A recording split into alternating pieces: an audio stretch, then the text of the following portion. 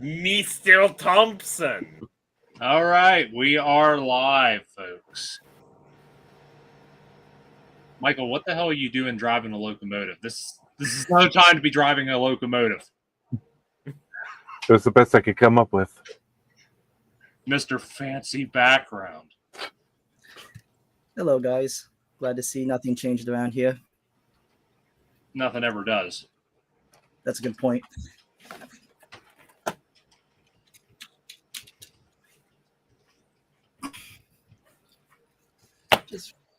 How are we all Hello, doing? Trains Media.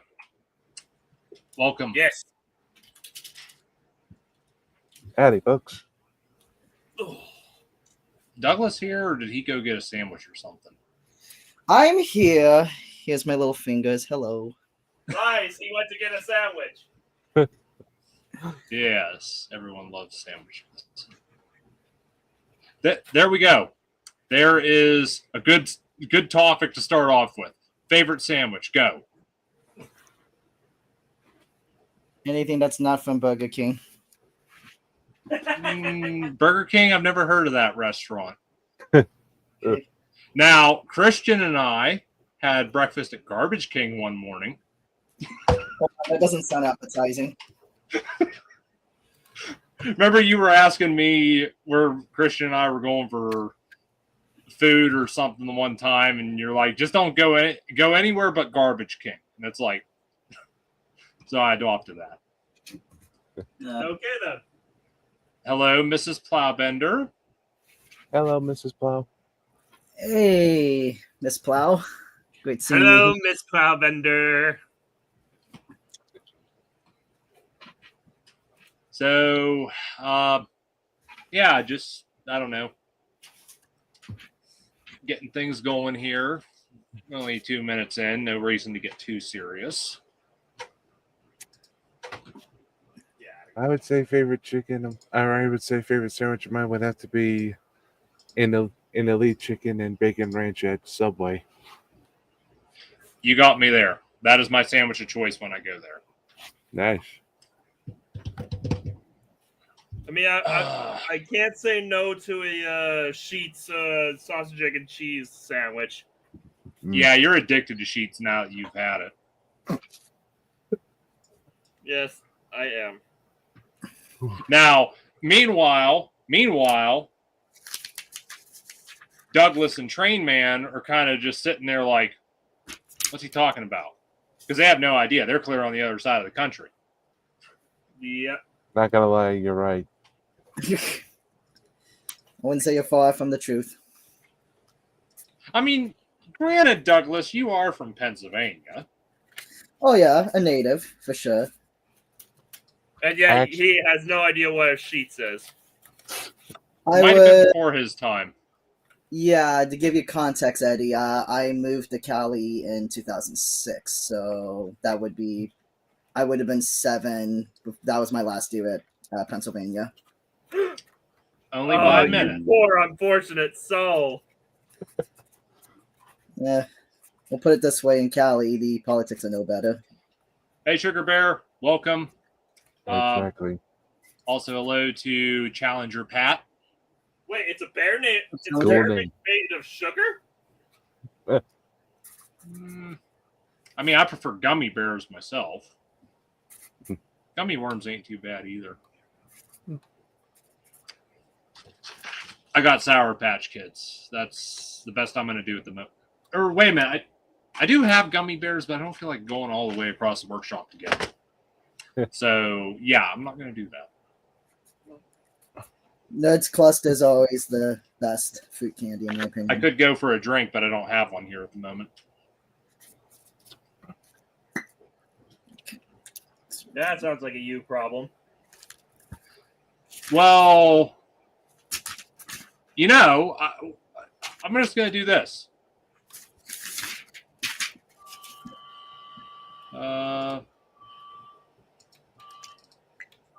Whoops. I might as well get started, too.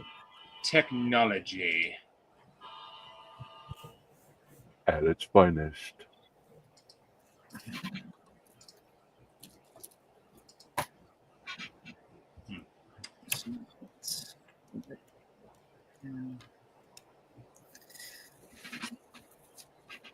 So yes, we need to figure out a good topic to talk about. Well, obviously anything model railroading related. I'll give you that. Hey, Nathaniel, how's it going? Nice to have you here. Good to see you, man. Addy. Let's see.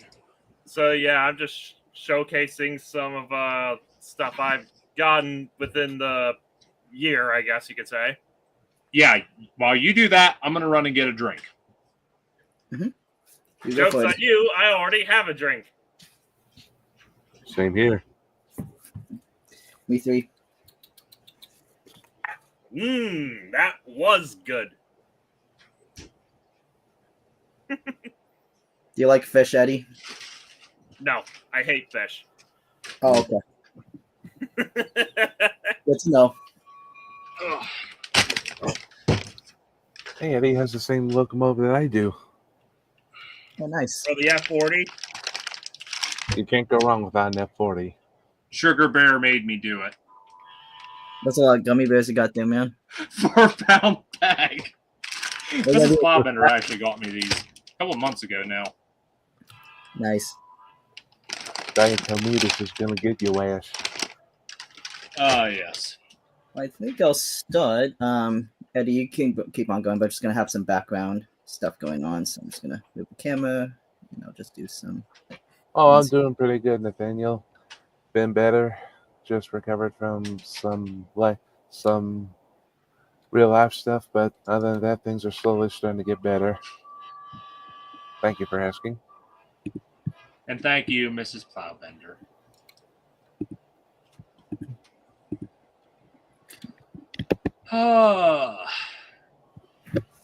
No, I don't know. Probably wait till about the 10-minute mark till I decide to get serious with things and actually talk about something.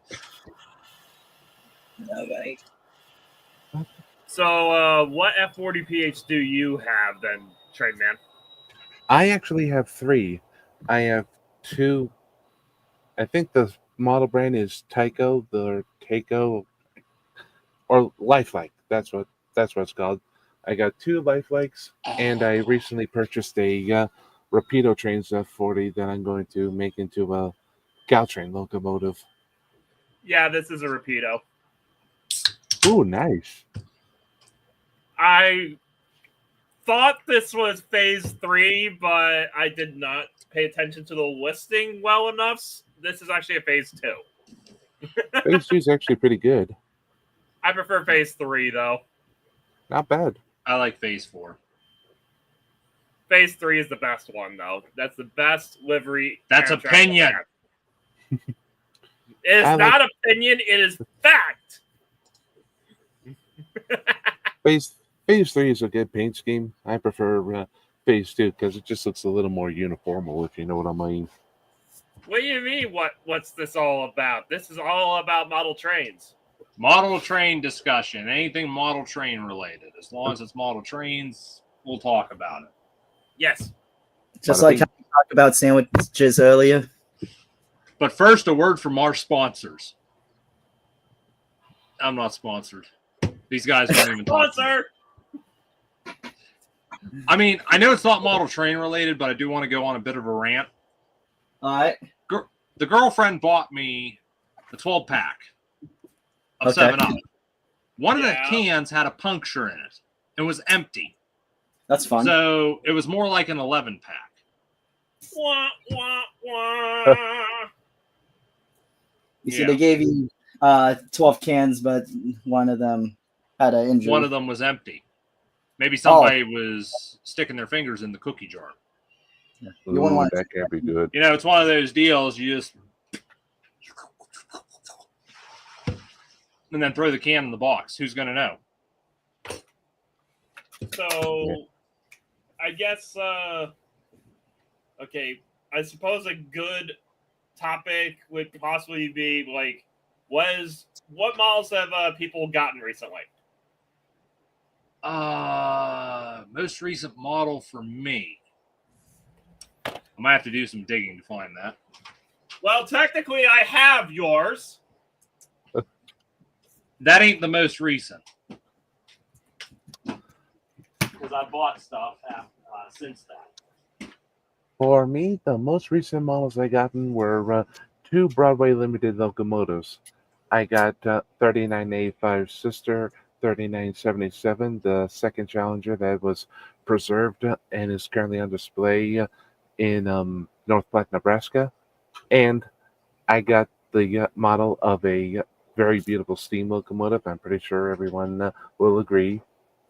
You're free to agree or disagree, but the locomotive I got secondary was Southern Pacific 4449, the GS4. Don't you have one of the, what is it, the Freedom Train, Eddie? I do, but it's not in the best condition. What am I I going do to go have this. Oh, nice. This is brand. I don't think I ever saw that one. Yeah, I got myself a Roco S160. Nice. Looking slick. And this thing is an absolute beast.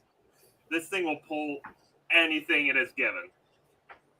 Very I cool. love it. And I think that's one of those. And the actual the name of the game with that one is to eventually send it off to a professional model customizing outfit to have it made into a USA condition. Nice. So all the buffers going to be lopped off, going to be painted into U.S. Army olive drab, things like that. Very nice. Pretty cool. Yeah.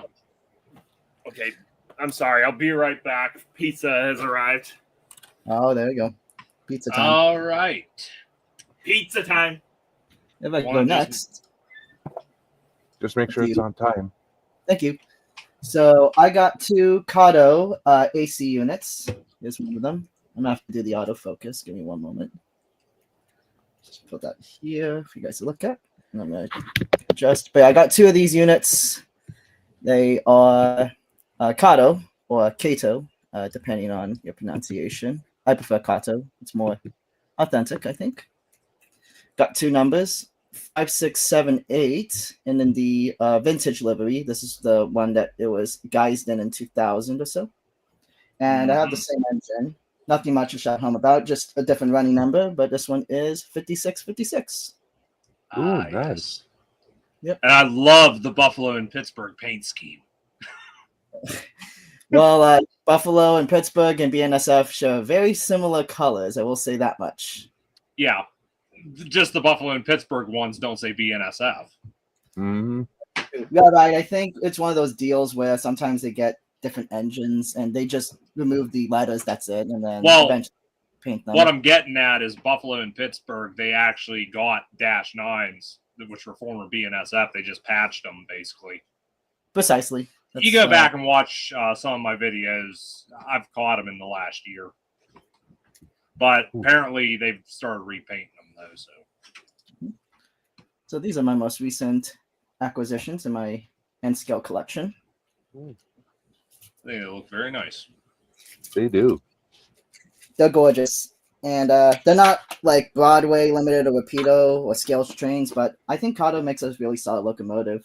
Fine details, great paint application, and they run great and they pull a lot. So I can't complain. Most Kato diesels are solid. Not bad. Depends who you ask, I guess. Yeah, there's some people that think they're overrated. I hate the couplings; they're trash. That's the only thing I don't like about it. Yeah, go ahead and. You might have to elaborate a little more, Sugar Bear, because I'm not 100% sure what you're talking about. I'm a bit slow. Aren't we all sometimes? Yeah. I like Kato model trains too. I think they make great. I think they make great rolling stock and great diesels. To me, if I had to pick a manufacturer, I think that was kind of better. I would say Athearn. I've been buying Athearn diesels for a while now, and they're pretty good. I like trains. No way! Whoa. No shit, Yeah, Sherlock. I could never have figured that out myself. On the topic of Athen, Trainman, I do agree Athen makes quality stuff. I bought a whole bunch of their N scale stuff recently for rolling stock, and they're really high quality, and they all have metal wheels, and they roll like butter. So, yep, they're a good brand. And I used to own some HO diesels when I was getting into HO, but then it was too big, which is down to N scale. But I do have a sizable HO/British 00 scale collection. So if anyone wants to check some trains out from my collection, just let me know. Might bring some over to show. But Nice. it's my train and scale guy now. And this This belongs has to to be Corey, by my the way. favorite diesel made by Athearn. UP 1943. Oh yeah, no, that's looking hot. Very gorgeous.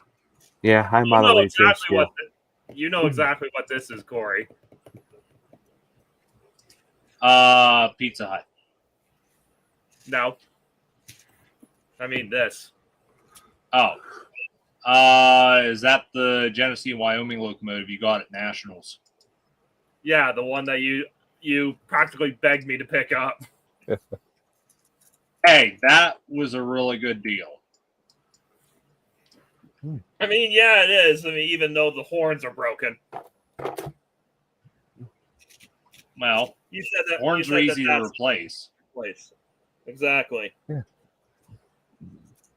Not bad. SW15 EMD. Oh, Yep. I had a pretty good deal. DCC, not bad. DCC, and I believe I only paid like $85. Wow. Nice. That's a Yeah, deal. so that was Yeah, that the was guy- a deal Corey could not say no to. I was looking to unload it that day. Yeah.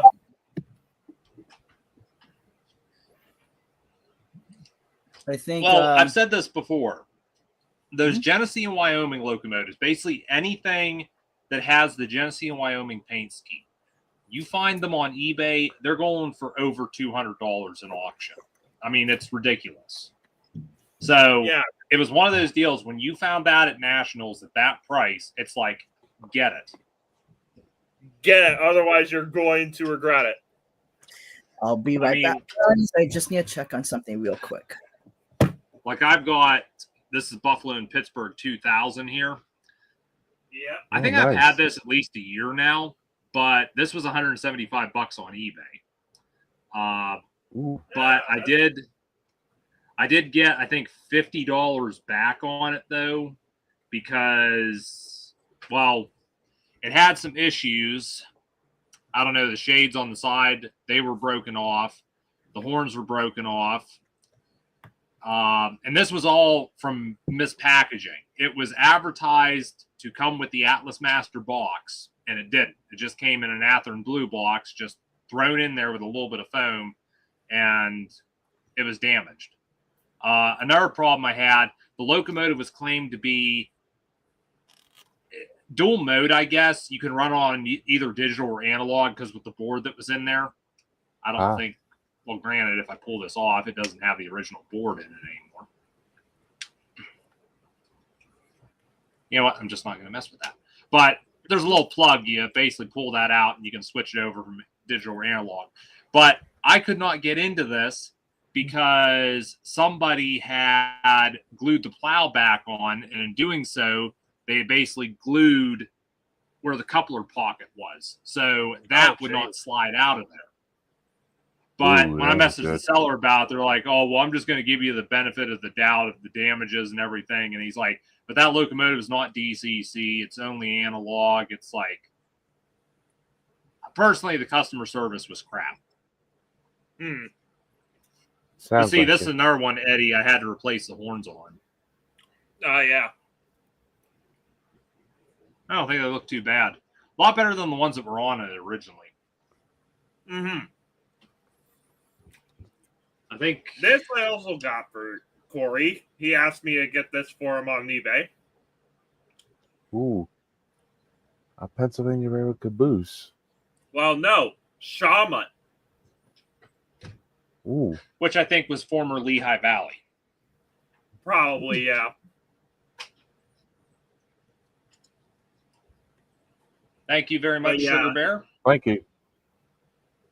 But yeah, just a closer look at it. I think it actually is a good looking caboose. The little red caboose. Little red caboose, check. Red caboose, check. Glad I'm not the only one who remembers that. I got 194 right here. Not That's bad. a custom job, isn't it? No, this is Atlas. Hmm. Atlas did 194, 193, and 192. Roundhouse, I think, did 197 and 196. 196 I would love to get because it's in the bicentennial paint scheme. But last one of those I saw, I drug my feet on it because I didn't have the money. Gotcha. But I mean, that's when I saw they had that 197 there. It's like, get it. This is not 38, but it's old 97. Put her into Spencer on time. Honestly, I that's would right, like to Douglas. get Southern Railway 1102 because that was the engine that pulled old 97. Not bad. I mean, I don't know if anybody made a model of that though. That's the problem. That is a good question. Very good question indeed. Very good one. But yeah, I've got 382. I would like to have 1102 as well. But yeah, sorry. One moment before you move on, dude. This is the other one I got from Nationals. I've always wanted a BL2. Ooh. And this was from the same seller that was selling the G&W locomotive that Corey wanted. Let me just... I think I remember seeing This is a Proto 2000. Ooh, nice. Very nice. Florida East Coast Railway. Not bad. Eventually, plan is to actually get this sent out and have it done up in Pennsylvania Railroad colors, even though the Pennsy never had a BL2. Okay. But it just looks, I mean, when you look at it, it really does look like a Pennsy locomotive. Hey, your railroad, your rules. I mean, I could definitely see it in the PRR paint scheme. I think either Brunswick green or Tuscan red would look really good on this. Honestly, I'm Brunswick seeing green. it. I'm seeing it more in the Brunswick green myself. Same here. I agree. I mean, Florida East Coast I'll be honest shows with that you. does look good in red. Yeah.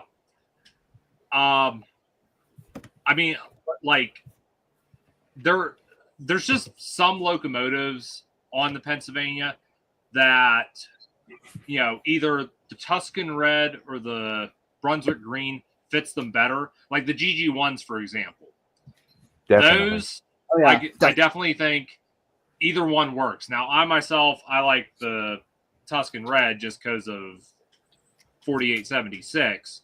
But then you've got like, what is it, 4927, I think. That one there, yeah, the Brunswick green is definitely more suited. For sure. Definitely. yeah. No, the GG ones look gorgeous in Tuscan red. Oh, yeah. I'm kind of in the Brunswick green court when it comes to the GG1s myself. Oh, the Brunswick green looks fantastic too. Don't get me wrong. Definitely. Yeah.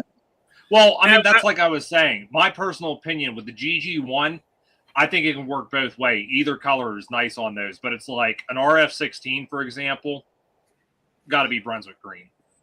As long as it ain't Penn Central. Oh, hell no. Gross.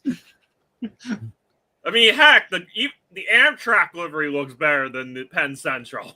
Yeah. There's one thing I will tell you right now. I do not care for the GG1s in the Amtrak paint scheme. I don't. It just it does not look right.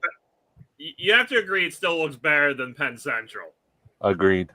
I mean, yeah, because it's like black. How exciting. Yeah. On the subject of Pennsylvania, I have a model that's real and dear to me. The Pennsy K4 Pacific, number 1361. Ooh, mama, looking hot. Ugh. Very cool This locomotive. engine's very special to me because it was the very first model yes, train I ever bought. And there's 4876, the one that actually fell through the floor of a station. And Yes. inspired Silver Streak with Gene Wilder. I know we're showing a lot of Americans. Fancy stuff. Which is fantastic, but I want to show this because someone will know this one. Yes, my old E4. I'm glad it's gone to a good home. Yep. To a good home. I mean, in all seriousness, I planned on actually tearing that thing apart just for the chassis to use in the James project. But the E4 is such a nice looking locomotive, I felt it would have been a shame to do that. It's gorgeous. I mean, this is just BR Black. You guys. I was gonna say, I got it at a pretty cheap price because it was in BR Black. If it was in the brown LBSC brown, it would have been at least like $50 or $75 more. Also, Dang. thank you for keeping the details in the bag. Oh wait, I think it was called that livery's called Marsh Umber. Marsh the- Umber. The liveries and the 7 they look so good on these locomotives. Honestly, I'm kind of regretting actually selling that to you because I could have had that be one of the engines that came over when to fill in for the NWR engines when they went to the mainland. Oh, be- yes. So, if we're talking about the island of Soda for a moment, most of the engines, BR would probably just shaft a bunch of engines from the Midland region or XLMS. More than likely, yes. Including the big city engine. Yeah. Who was the LMS basis anyway, so it worked out. Yeah, the LMS Patriots. Which are fantastic locomotives, by the way. Oh, they're great. They're fun. Sorry, guys, just trying to get a shot of everything. Yep, gorgeous engine. Very nice, very nice. And it's Yeah, heavy too. There's a lot of metal on board. Yeah, I believe the foot plate's actually die cast. Yeah, it is diecast. It makes a huge difference, honestly. Most Very nice. definitely, yeah. Yeah, for those who are not into model trains, I've invited a couple friends over too. Some model trains, mostly model trains, were made of plastic because it's cheaper. But then later on, they add more metal on board, so that way they're heavier and they could pull more stuff. So that's cool. And I think it's better. It's more realistic. And the Agreed. crazy thing is that I believe I actually ended up paying like $125 for that. Wow, that's incredible. And Yeah, for those I online. think it was another $25 shipping, so $150 total. Jeez. That's Yeah. quite a bit. Yeah. What did I- Honestly, I feel like that's a bargain for what you get. I think they're normally about like what 200 now, 200 pounds. Exactly. Or maybe not much. It might be a stretch, but Yeah, I think it's actually around. Okay. Apparently, my future mother-in-law is in here, or was it? Okay then. hello. Thank you for visiting. Yes, thank you for visiting, Miss Jenna's mom. Where the docs are. Careful what you say, Eddie. You might run into her in October. I also have a I'm British sure. engine here too. With a Focus. I even got a little friend. Oh, from I a- see a peppercorn. Yep. Oh, yep. Peppercorn A1 Pacific and BR Passenger Blue. I've got Tornado in apple green. Oh, nice. I need to I get a got- new one though because I Come was on. not very gentle with it in my younger years. Oh. Yes, if I can get the thing to focus. If you can see it, it says on the smoke box, on the smoke wings, it says W.P. Allen. I'm kind of modeling a character from a model-made TV, or from a the model-made British YouTube Railway series. series. Bingo.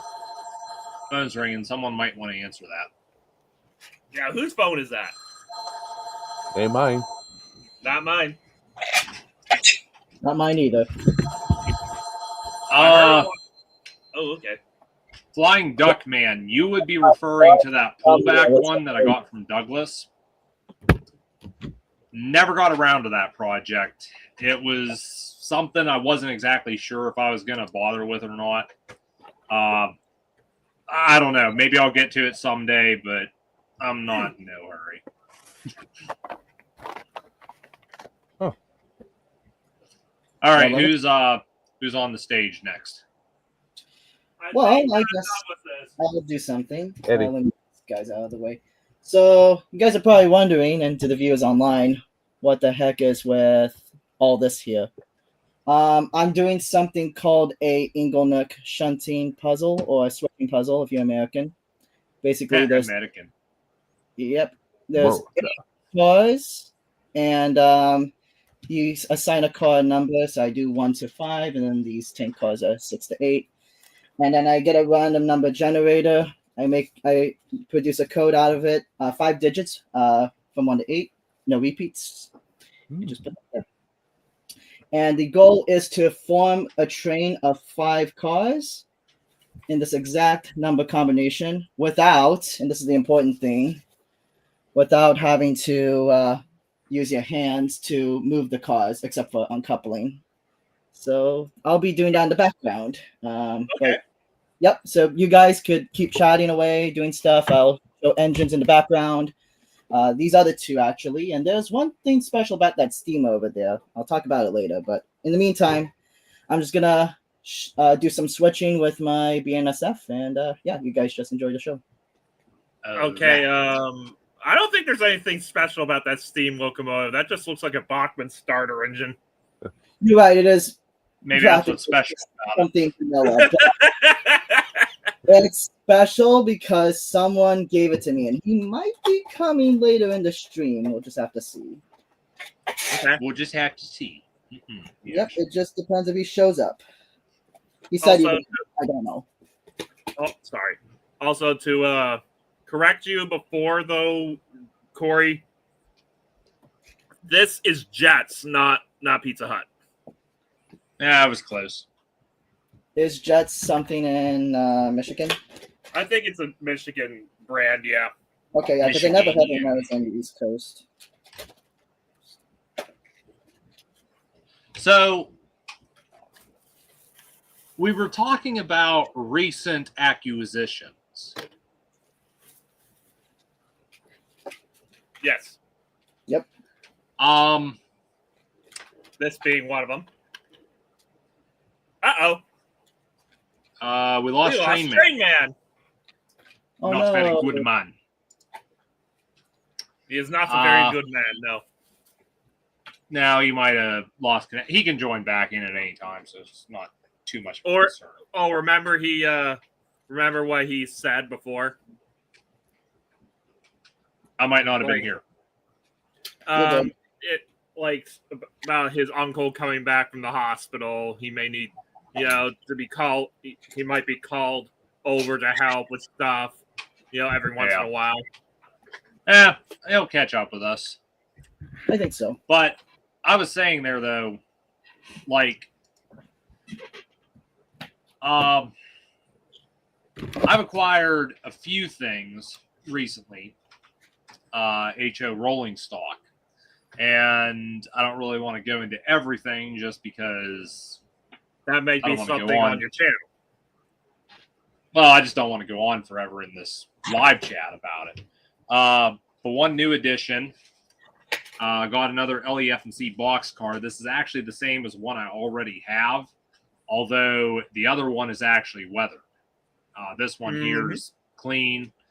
I'm thinking with this one, I'll probably just end up changing out the road number on it, just so I got another car with a different road number.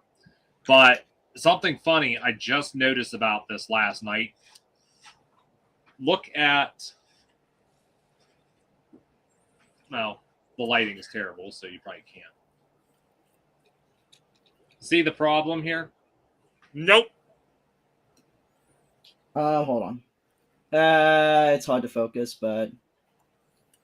Well, anyways, one wheel on that truck is smaller than the other. Compare, Okay, that was my second guess. compare that truck to this one here, which is actually in focus. Let's go back to this one. That's like a really puny wheel set. Look at Yeah. your man. Now back to me. Look at your man again. Now back to me. Yeah, I looked at this last night and I'm like, what's up with that? I mean, granted, these are plastic wheels, which I don't want anyways. I'll be swapping them out with metal ones. But I just my Walthers ones. no, I got some Bowser ones. Fair enough. But I mean, the Walthers ones are pretty good though. yeah, Well, it's pretty solid. I mean, I actually fitted a couple of them to this here, so.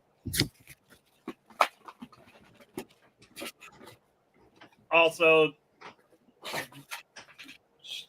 I'm sure people will probably realize what this is, by the way.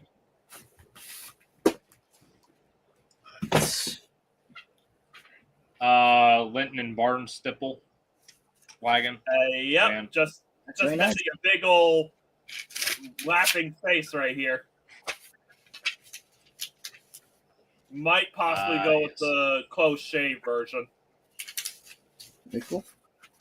But then again, there's something about the the ones from the season 4 episode Fish with the graffiti on it. Yep, same one. I'm guessing. I kind of like those a little more.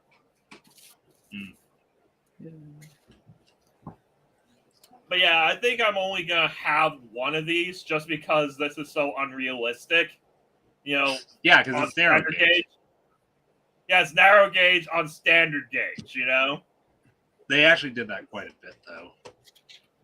Yeah, so I think this is probably going to be the only one that I have of this, but I may possibly have, if I can, get multiple of the Linson and Barnstable open wagons, because those are perfect for China clay.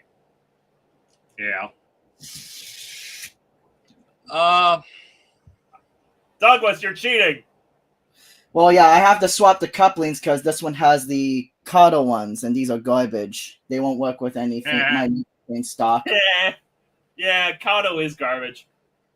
The couplings are garbage. Yeah. The engine's gorgeous.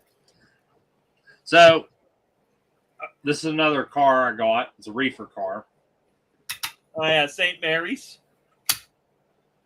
I mean, it's for the Pittsburgh Shaman and Northern, so it's Makes sense. a little out of date for, like present day. Well, or the time period of the Shaman, that is. But I just wanted it just, one, because it said Shaman, and two, because it said St. Mary's. And, Nice. I mean, to be fair, you could always say that. I mean, they just kept it in regular use, and they just never bothered to update it. Yeah, I don't know. Because I kind of doubt. Always did that too. So. Well, I kind of doubt the Shaman was really using this by the 1980s. Oh yeah, those wouldn't even have Timken bearings on them, would they? Probably not. I mean, it's definitely an older car. And I mean, there's the thing. The Pittsburgh and Shaman itself, the primary freight was coal. I don't think they really transported anything else. Right. On that same subject, though, I would absolutely love to have a model of the Timken steam locomotive. Because Timken actually had their own steam locomotive purposely built to showcase their Timken bearings. How about And that? they would actually loan it out to multiple railways to see how they like it. Basically, And trial kind of how periods Timken bearings kind of took off. Yeah. Unfortunately, the locomotive did not survive. It eventually was bought by one of the railroads, and then after a long service life, and because it was kind of a one-off design, they didn't really keep it for too long, and so they scrapped it. It's kind of one of those cases like, if a locomotive is a one-off design, you can't really interchange parts with other locomotives. Yeah, I'm guessing it too was another one of those deals. Just availability of parts. That's another thing. Oh, yes. Oh, okay. Oh, no. That's $3,000. And yeah, that's $3,000. But yeah, the locomotive itself, it kind of earned the nickname Four Aces because Timken decided to put the logos of the trading of the playing cards on the locomotive. Yeah. So they called it Four Aces. Oh, I get it. Okay. Yeah, it was Timken quadruple, 1111 or 1111. So I don't know if I'd really call this my newest model, but it's one that I've actually been putting recently some time finished. and effort into. Yeah. Before I go into this, give me 1 second. I can see Trainman is back, so let's bring him Sorry about back that, in. guys. Okay. Sorry about that, guys. Internet cut out again. Oh, I thought you Yep. went to help your uncle. Internet is so reliable here in America. Yep. No, it's not. Bless me. Yeah. Corey, you had that one saying you say when technology's being a butthead to you. You only like it when it. Technology is only good when it works. Yeah. But that was it. here's the funny part about it. Your internet's so bad that you rarely use it, but you never see your bill go down. Yep. It's always the same. But anyways, getting on to this car. I'm going to say this was early last month I bought this. Oh, nice. Somebody had it on eBay, starting bid of $12. And funny thing is, I was the only one that bid on it. I just saw this and I thought it was interesting. So it's like, well, sure, if the price stays low, I'll pick it up. I have posted about this on my pages several times because when I got this, it was in need of some serious work. The body had chunks broken out of it. Fixed that. I pretty much tore the car down, not entirely, but about 50% maybe. And I just got finished up weathering on it there yesterday. Lighting is terrible, but weathered the wheels and the trucks. Those are new trucks on it.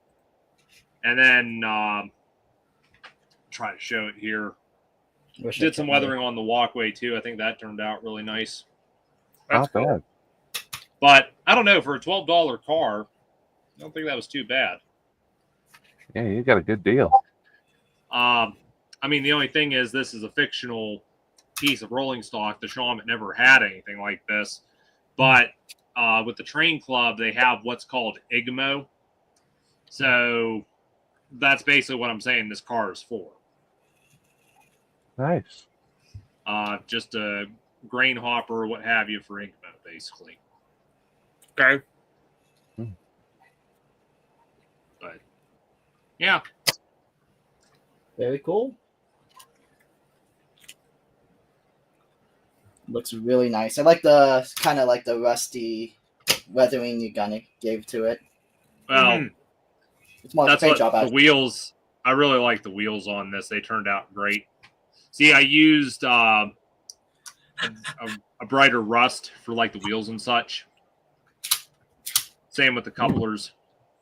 Yeah, you can see I also rusted out the ladder rungs. Oh. Yeah, because that rust is fresher than the rest of it. Yeah. And I mean, it's one of those deals. I kind of want this car to look like it's neglected, but it's still in use. Mm-hmm. I like the overall and that's shape of it. That's like where I had to patch up the car. You might be able to see the ends where the paint's not exactly a perfect match, but again, it's supposed to show neglect. It adds to the character of the car. Yeah. Oh, yeah, definitely. Yeah.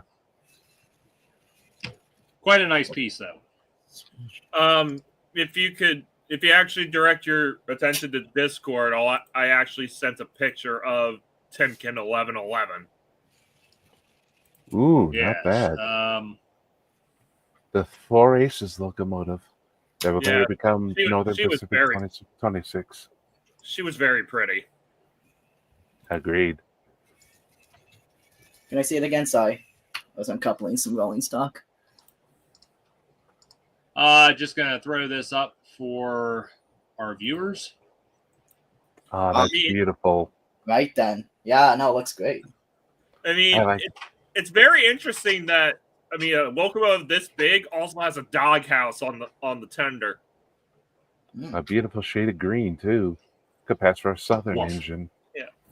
I mean, 4 Aces was an absolute gorgeous locomotive. I mean, I feel like Timken really picked a really good design to really show off their bearings. For sure. And it led to the most modern, up-to-date steam locomotive ever produced in America, maybe even the world. The 484 Northern type steam locomotive. I think she eventually was sold to the W&S, and then she eventually fell under the Union Pacific. Oh wow! And Union Pacific, I mean, they really didn't think she was worth saving, so they eventually cut her up for scrap. Oh yeah, no, I remember that story. Wasn't there like a kind of like a legal battle too that led to that loco? Or was it a different one? I think it might have been a legal battle with Timken, with the actual Timken family about the ownership of the locomotive. I see. That makes sense. I think in the end, Union Pacific won out because they legally owned the locomotive because they had bought it from the W&S, who in turn bought it from Timken. Yeah. Yeah, once it's bought, it's their property. Up to them what they want. Shame, really. Would have been nice to have one of those. Yeah. Now, was she the only of a class left at that time, or the more? From what I understand, she was the only one of her kind. Crap. Okay, so that's a one-off. She was a one-off design made to show off the Timken roller bearings. Oh, I see. There you go. I like the smaller ones you got in the background. Gorgeous engine back then. And I would love to have a model of her in HO. Oh, it would be great. Certainly. I mean, having her at my model railroad club, I think she would get a lot of looks. Definitely. Ah, yes, the club.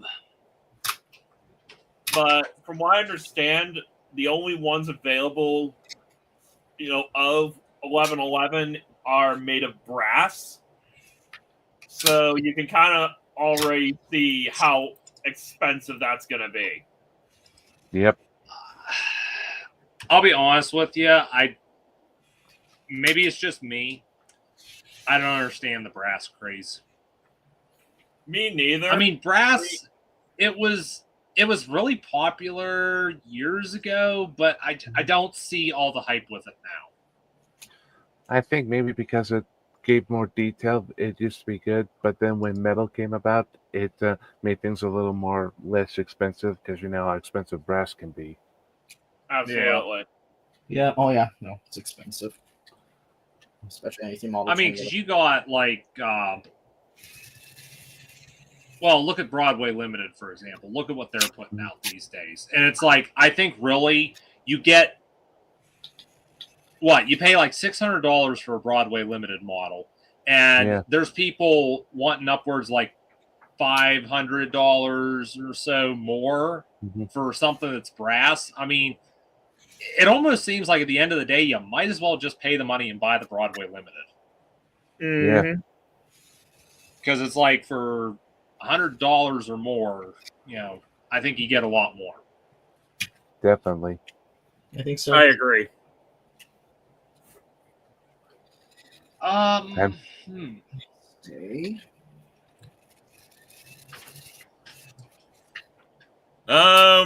Possible projects that we've been working on. If I work on a project, the locomotive would be a write-off. So Okay, At that's least fair. he's honest. Yes, exactly.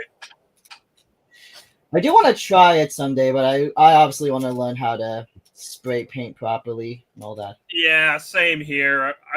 I kind of want to eventually get to the point where I don't need to rely on Corey for everything. So Yeah, no. Yeah, because I ain't gonna be around forever. I ain't doing shit for you when I'm on my honeymoon. Yeah. There you go. you will when you come back, though.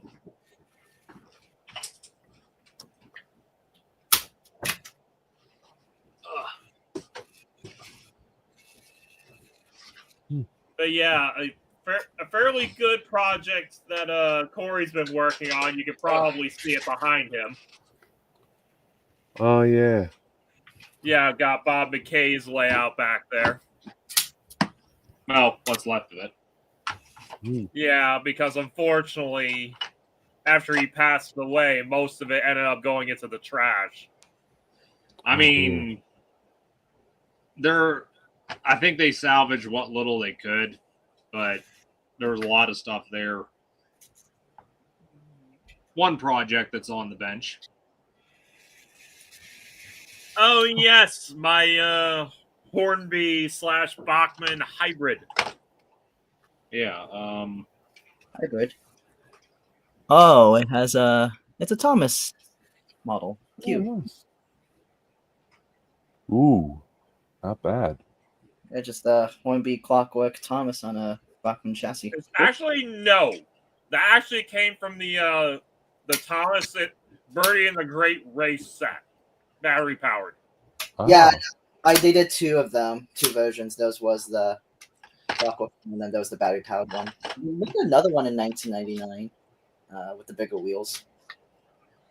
And yeah, not only Thomas, but we also have Annie and Clarabelle, the shells from that going onto the Bachmann chassis. Nice. Yeah, they're Interesting kind of. combination. I would say it's going to look more show accurate, I would say. Nope. They're kind of torn apart at the moment because they're being prepped for primer. Oh, nice.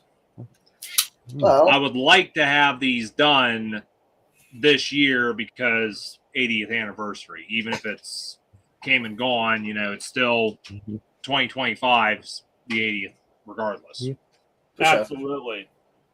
Since we're on the subject of Get those put together with DCC. Yeah, that too. Since we're on the subject of Thomas, I got one that will scream Leo Kim video. Yes, the Mad Bomber. Yes. I bought Earl Thomas and a, I think it was either a real life or Bachmann wheel chassis. Just chopped the wheels off and stuck this on here. Yes. What Just did he represents- Not use? necessarily a model train, but it runs on HO track. Yeah. Yes. I used a Bachmann passenger Pullman car truck, if you're wondering, Eddie. Mm-hmm. I think these were from a yes, Reading Stretch. baggage car. Gotcha. And yep, you can see it. If I can just get the lighting right. It best represents Thomas from the first episode. Or, well, now the only episode. Well, I wouldn't say the first episode, but it's more like Yeah, actually later. as it was shown, from the previews for episode 2. Yeah. Pretty much, yeah. AKA the episode that never happened. Yep. It's a shame, really. Now, what can you do? I mean, from what I understand, the original one was just done as a video club, project, I believe. Yeah. I mean, there was no plans to go any further with it, but it just got so much attention that. I think Leo Kim Video said in one of his videos that the reason why he stopped filming episode 2 was because he got legal threats from Hidden Entertainment at the time. This was The story 2009. The story I heard from him himself was just there was too many hate trolls they were complaining about Mm. he was ripping off Thomas the Tank Engine and this and that, and it was one of those deals. It just got so much hate, and I mean that was one problem with it being so popular is it attracted so much hate as well, and you had one of those deals. It's like, well, he just called it quits. It wasn't a fun project to do anymore. That's Who understandable. let the dog in the train cab? My fireman. Isn't that a violation of FRA? It ain't my way. It's my locomotive. I can do what I want. Well, Cute dog, dude. Thank you. Her name's Shiloh. She's a husky. Aw, Mrs. Plowbender likes huskies. Yeah, huskies are really cute. Your boy Jay. Hello. Yep. Hey, what's going on? Thanks for tuning in. Okay. hey, Jake. Good seeing you, bro. Well, Eddie, for a quick moment, this was what I was talking about. Yes. This one has the thick wheels, so this is designed for the plate tracks. Yes, he's dummy thick. Aw. You want a husky, Jenna? Yep, they're gorgeous dogs too. Want one too? I'm a little dog husky, if you know what I mean. There could be children watching this. As Here, George might Carlin have would got say, Eddie. As George Carlin would say, Eddie, fuck the children. And friends. See what I did there? Oh, he's got the whole collection. Oh, not bad. So about pretty much everything. Yeah, it's cool. My local hobby shop, Thomas and Percy, and they had a whole bunch of rolling stock, which was kind of cool, and some backpacks. So I thought, why not? Hey, Eddie. Yeah. You remember that one time we went to Doolittle's? You had, I think it was a 4-wheel Clockwork Thomas, and you were running that on the lower level, and that had the fine track on it. You wound that thing up, let it loose, and it's just. And I remember I wanted to keep playing around. My parents wanted to go. I was playing around with the Clockwork Thomas, and you went, "You shall not pass." Gotta go potty, Yeah, don't you? good times. Someone shot him. Poor guy. Yeah, very, very smart. Let's just drill a Hold on. hole right in the side. Who's gonna know? To be fair, where else are you gonna put it on a clockwork mechanism? That is true. I mean, they were, to be fair, they still kind of cut holes, but they were kind of seamless with the way they do it. Not really, but at least it looks a little better. Toby was just a giant bullet hole. I just find that amusing. It's kind of Anyone else going to Edison? I wish, but that's all the way in Jersey. I actually went to the Southern California show in Costa Mesa, though, and there were some Thomas fans there. I kind of wanted to go to Edison at one time, but I don't know. And while we're on the topic of Thomas, I do have the Udall Thomas. Oh, Yes. the Auto Thomas. And I have the Mad Bomber. I got yes, Autos, but he has they're the Mad all over Bomber. the place. Yep. And Coy will get really excited when he sees this, but this was a Christmas gift that he made for me. Yes, the Scrap Thomas. Well, actually, it's a Scrap D2, but But got 3 different E2s. That's kind of cute. yeah, I don't think I'm going to make it to Edison. But I mean, hey, you guys watching? If you happen to see this guy there, tell him I said hi. Yeah, I wish he could have. I wish this guy could have made it to the NMRA show. Like, I don't know how you can cut through cast and plastic. That's impressive. How you made it seamless with this scrap churro. Yep. Yeah, you made Very it. nice model. I had someone I who forgot had. I did the tanker. Yep, that was thrown in with my E2. But yeah, this guy should have gone to NMRA. I'm still mad at him for it.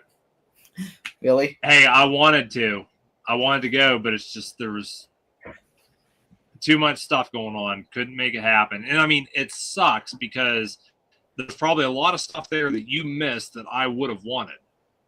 Mhm. At least you got the GNW. Yeah. I mean, that was the thing. At least I got something out of it. I don't know.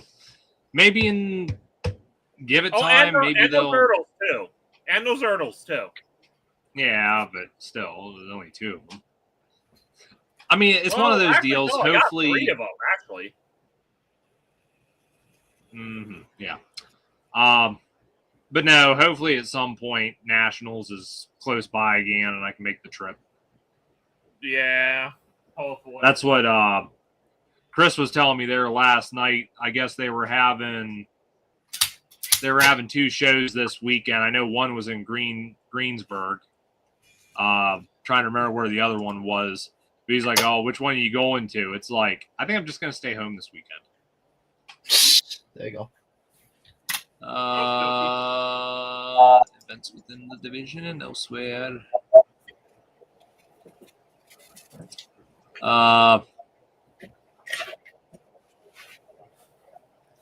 Yeah, Greenberg's Train and Toy Shows in Monroeville. Monroeville.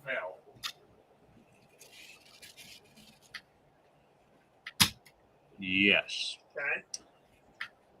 I hate Kato's couplings. This would be coupled in a second. I don't think I got anything here that's Kato. The HO couplings and that's probably for the best. Yeah, HO couplings are fine. The problem with the N scale Kato stuff is that you use the Kato couplings and they're very small. They're all plastic and they barely couple to anything else but itself and Bachman. Ugh, what dirty objects. So seamless. Nice. Oh, meanwhile, well, I have to rail it back. That's an exception. Getting your shit. Yeah, I can't okay, if I did this, that's cheating. That came off the tracks, and Jesse's just in the background, like, God, freaking. That was just hilarious. It's gonna cost yes. us so money. Normally, I don't leave stuff like that in a video, but it's like, that was gold. I mean, why do you think I put it in my video, dude? Because you're unoriginal and can't come up with your own content. Oh, that's not very nice, Corey.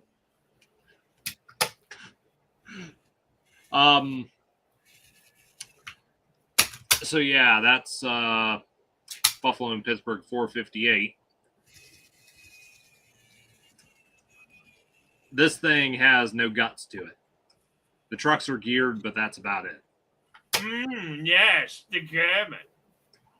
Oh yeah, no, it's very similar to BNSF, honestly.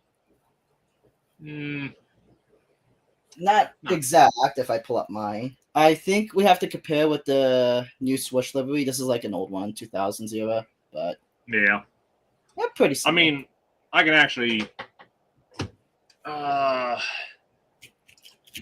see here if I can pull this up or not, because I have no morals.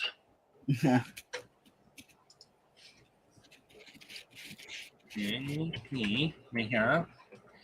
About to stay on the gun.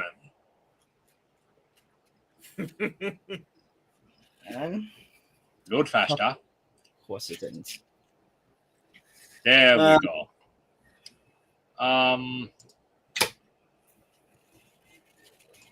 There we go. There we go. There. Yes. So yeah, along with the Linton and Barnstable van, I also got this sad-looking fella. Railway Series. Well, specifically, Dirty Objects. The LMS banana van. Oh, yeah, no, I remember that. Yes. The wheels that I got for it only arrived today, so I'm probably going to fit it in this stream. So nice. I mean, obviously these still don't have paint on them, but I kind of want to see how well they roll. So, For sure. So, Douglas. Yes. Yeah, this is one of the Buffalo and Pittsburgh -8s, or -9s, I mean, formerly BNSF. Can't speak. But you can see how these basically, they patched them. They don't have any of the BNSF on them. And basically all you have on these units is BPRR just under the number. Which That's what I'm assuming these are the same numbers they had when they were BNSF units. I mean, it looks like it. Look at the. But I guess just this spring, summer, whichever, they started painting up a lot of their units to look like this one here. This is actually the Heritage unit, Genesee and Wyoming 1899. But I guess they're painting the rest of them up like this, which I'll be honest with you, I prefer the original Buffalo and Pittsburgh paint scheme as opposed to that one. But I don't know. whatever floats their boat, right? Yeah, I mean, it is nice to, see. Although I am still pretty partial to the SD60s, though. Yeah, that's nice. That's definitely taken some getting used to, not seeing the SD60s out on the line anymore. And I mean, I'm going to be honest with you, I haven't seen a Buffalo and Pittsburgh train, well, for a while, not including the local I saw last month, because they're not even running. They're doing track maintenance on the line. So they're leaving Riker Yard and Punxsutawney at like 5 o'clock in the morning. Plus they're arranging trains the night before. And then I think they're switching out crews in Johnsonburg. And because they got a northbound train leaving Riker Yard and Punxsutawney, and they got a southbound train leaving, I believe, Salamanca, New York. And basically those two trains, I think they meet in Johnsonburg, and then they swap out the crews and, basically continue onwards. But all traffic is off of that stretch of line by the afternoon, if not before. Yes, Johnson. I'll show you my Johnson later. I love SNL. Okay, then. I'm just going to ignore that. SNL, Saturday Night Live. Love you too, Mrs. Plow. Aw, cutie. See you later, Yes. Plow. Night, Jenna. Good seeing you.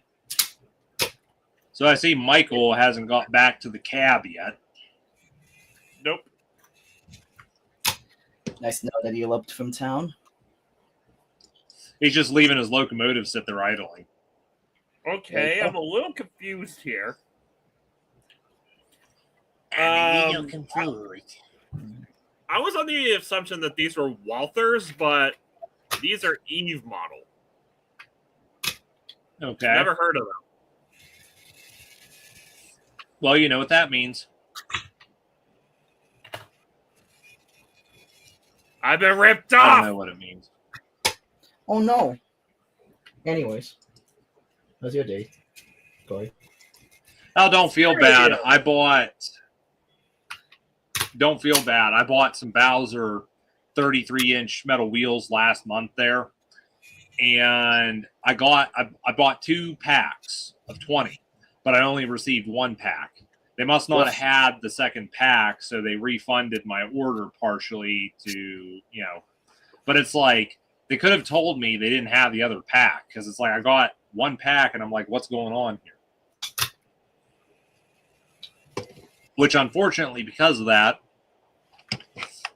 I only have wheels to put on one of these cars, not both of them. Actually, I think I got more cars than these that take the 33-inch wheels. Oh, yeah, these are definitely good prints. It's rolling pretty dang good. It's rolling. They see me rolling. They hate it. Gotta reach over and grab it and try not to break all the details off. Oh, You know Yes. what? I'm kind of interested to see how this scales up to one of my normal wagons. I got the P42. Good for you. You want a frickin' Scooby snack? As a matter of fact, I do, and there is a box of them upstairs if I really want them that bad.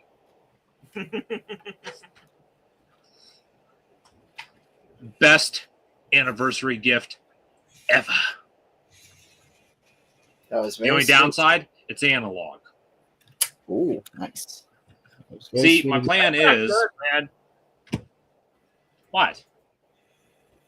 I mean, I was telling Douglas that's not good. That it's analog. Oh yeah, it's limiting, but you get it's DCC ready though, is it? Yeah, I could plug a 21 pin in it if I really wanted to. But what I'm going to do, I figure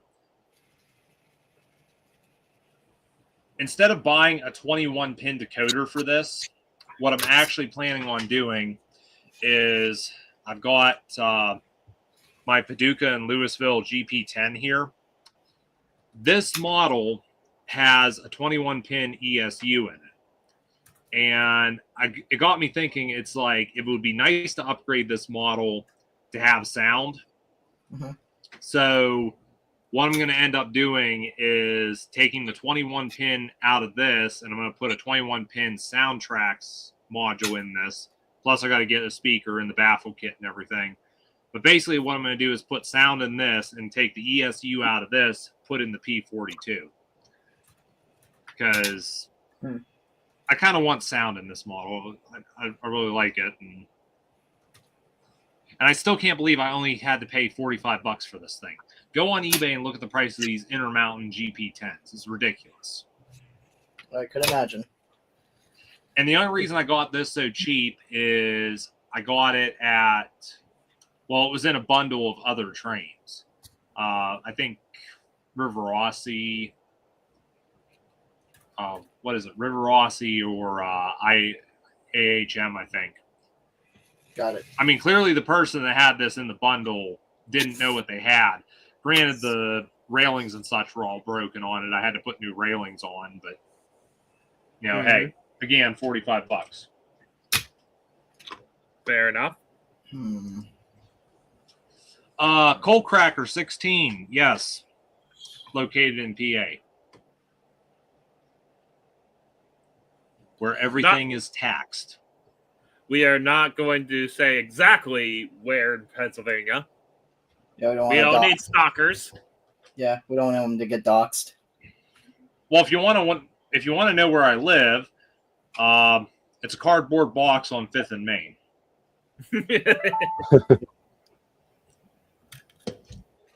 But yeah, I'll tell you what. This is probably one of my favorite acquisitions this year. Ooh, neat.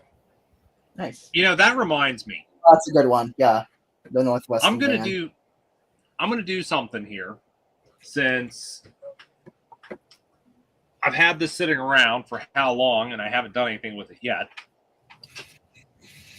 What, those vans I sold to you? I wonder if it's those Hornby vans I'd actually sold to him. Could be anything. Because he did say that he would like to get rid of the Northeastern lettering on them, since they're Great Western vans and Northeastern livery, and replace them with Northwestern. You know, and make them Northwestern vans. I could see that happening. I mean, that's kind of what he was saying that he wanted to do, so. Oh! Let's find out. I saw something that I got you as a gift. What's that? Can I see? Yeah, that's one of the things I got for him as a gift. Yeah, and Sweet. it's covered in cobwebs. I wonder why. Because you have not touched it in God knows how long. I mean, I can't remember when. I can't remember when I got this stuff. Actually, I gave that to you when I visited you last year. Where did you message me, Cole Cracker? Because I'm kind of wondering if I ever got that message. But yeah, that was last year when I went to visit you, dude.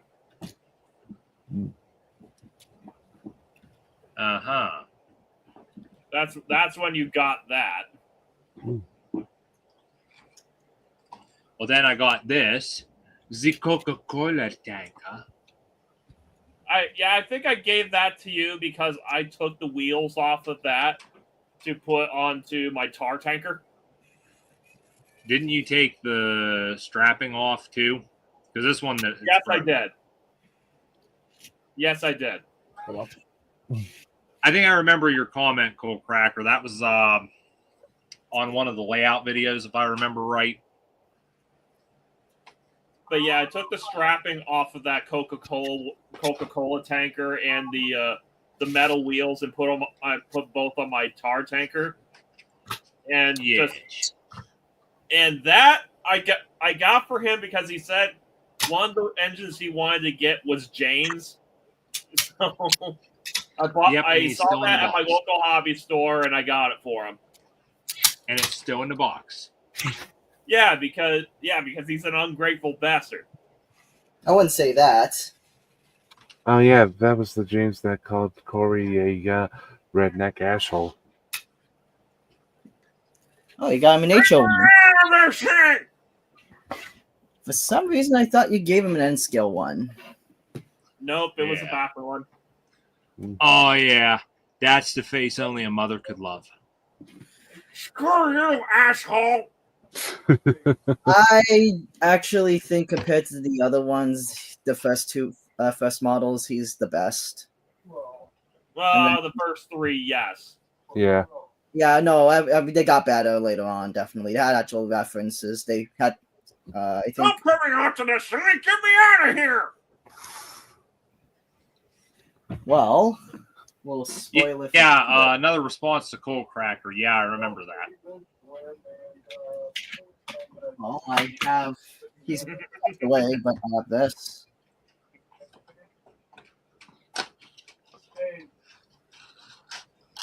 We might see him later if I get time, but we'll see. But yeah, I finished this one. So that's the code. Let me look at it. Since we're on the topic of James, engine. Oh, hey, he's got a horny James. Nice. No, not we got this James. Hornby James. Oh. Oh yes, and James Gin. I could totally see this derailing on Al's layout and falling off of East Branch Viaduct into the valley below. Like a hench thinker? Why do you say that? Because it's got 3 axles. Good. Let me see if I can fix I this. don't know. I think I actually ran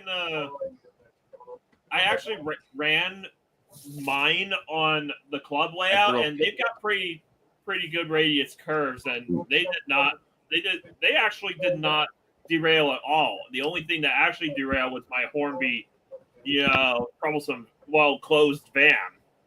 And always loved a closed van. Works so well. Yeah. One of the things that bothering me right now is tension locks. mirroring my video. No, I don't want to mirror your camera. There we go. That's better. I was like, why is my video mirrored?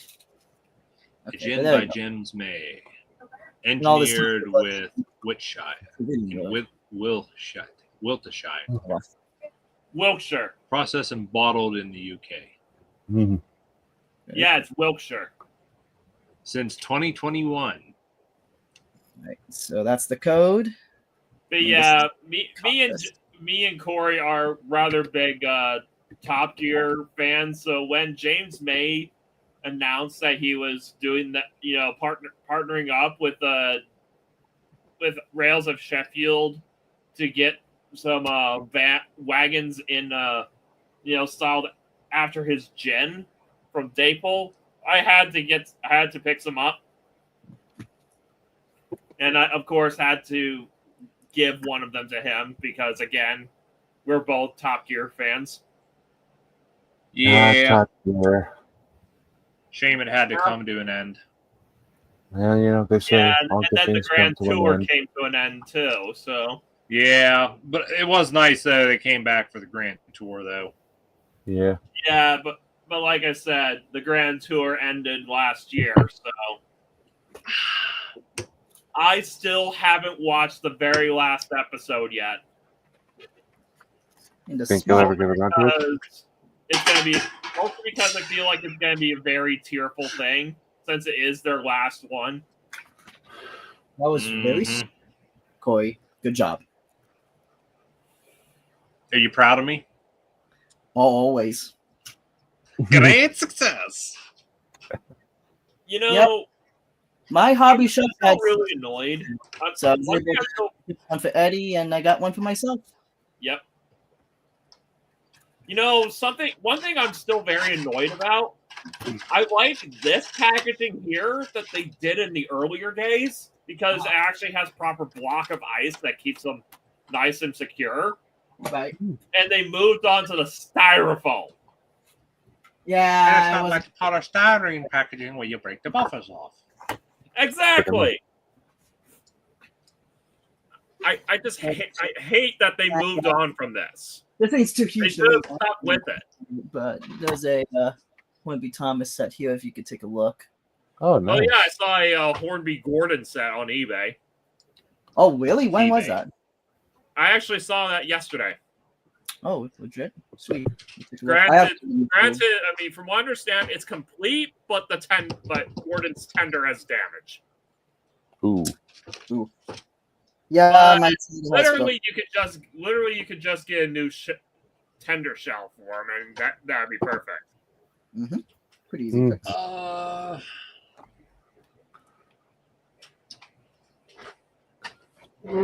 I do not have a knife here.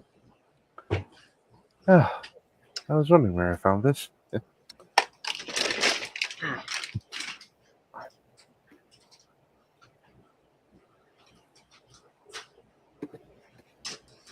Okay. I'm gonna go ahead and reset this whole thing. Okay. All right, I'm gonna run. Let's see. I'm gonna wait for the switcher in case he does show up. The mystery man of the hour. We'll see if he comes.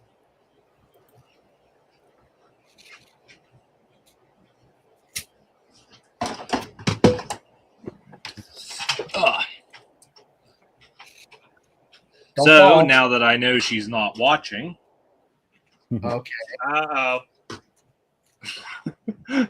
I decided to first dip into Mrs. Plowbender's root beer stash, and I took her chocolate pretzels as well. Oh, you're dead now. I Which would've she probably expected- will find out when she watches this stream later on. I'm surprised you did not grab the Scooby snacks.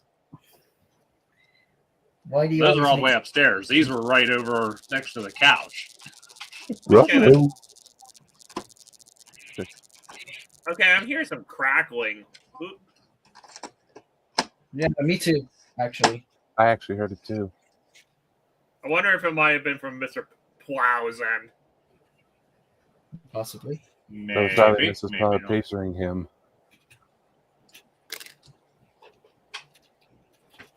But yeah, maybe when I go to see him this year, this guy will probably get decency fitted.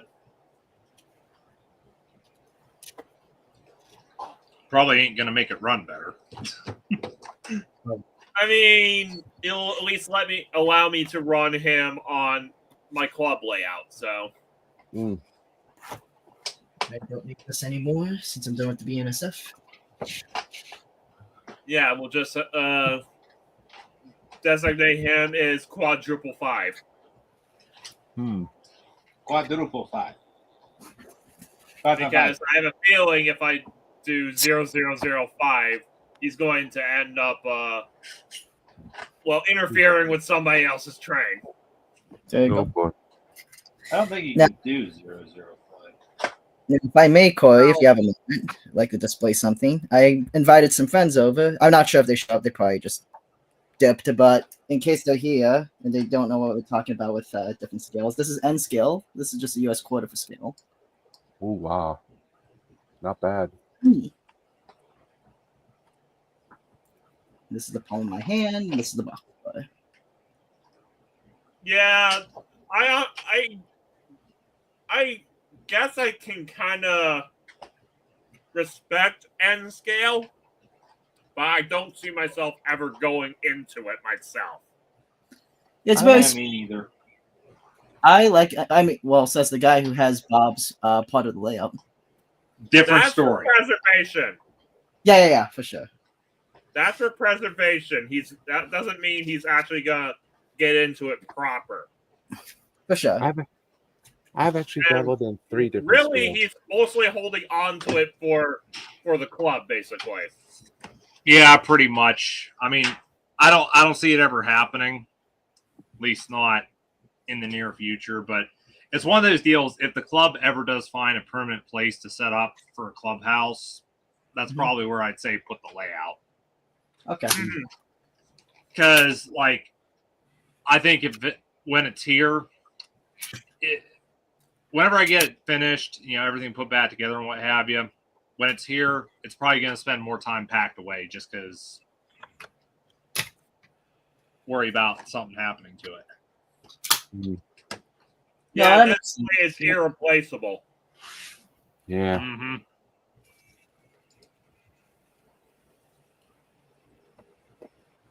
It's one of the only surviving things of Bob's legacy.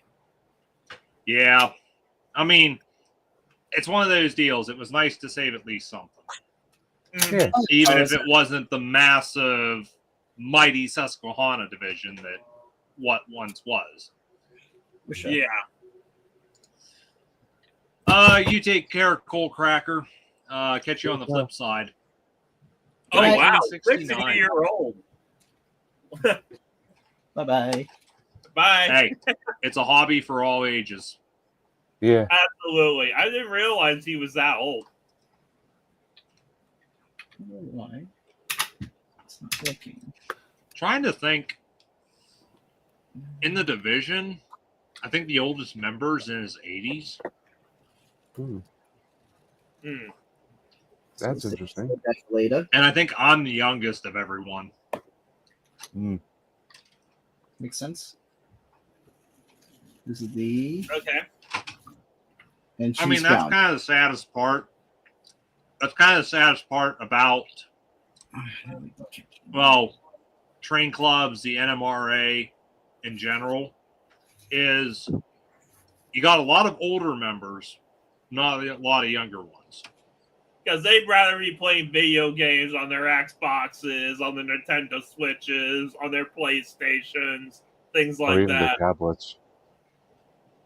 Mm-hmm. Ever heard of an iPad baby? I mean, I'm kind of part of that crowd, but I also really, really enjoy model trains as well. Oh yeah, me Same too. here. Good. I mean, I guess we can mostly blame that on Thomas the Tank Engine, of course. Well, yeah, Yeah. of course. I grew up with it, and I love it. I still love it now. I have a crazy collection of it, actually. Though, granted, Nice nowadays I'm locomotive. more interested in the Railway Series stuff rather than the TV series stuff, for the most part.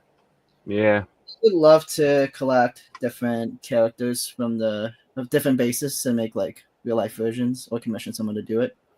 I'm kicking my Like feet Unlucky from Tug. applying the Akira Skill Wilbert and 57XX.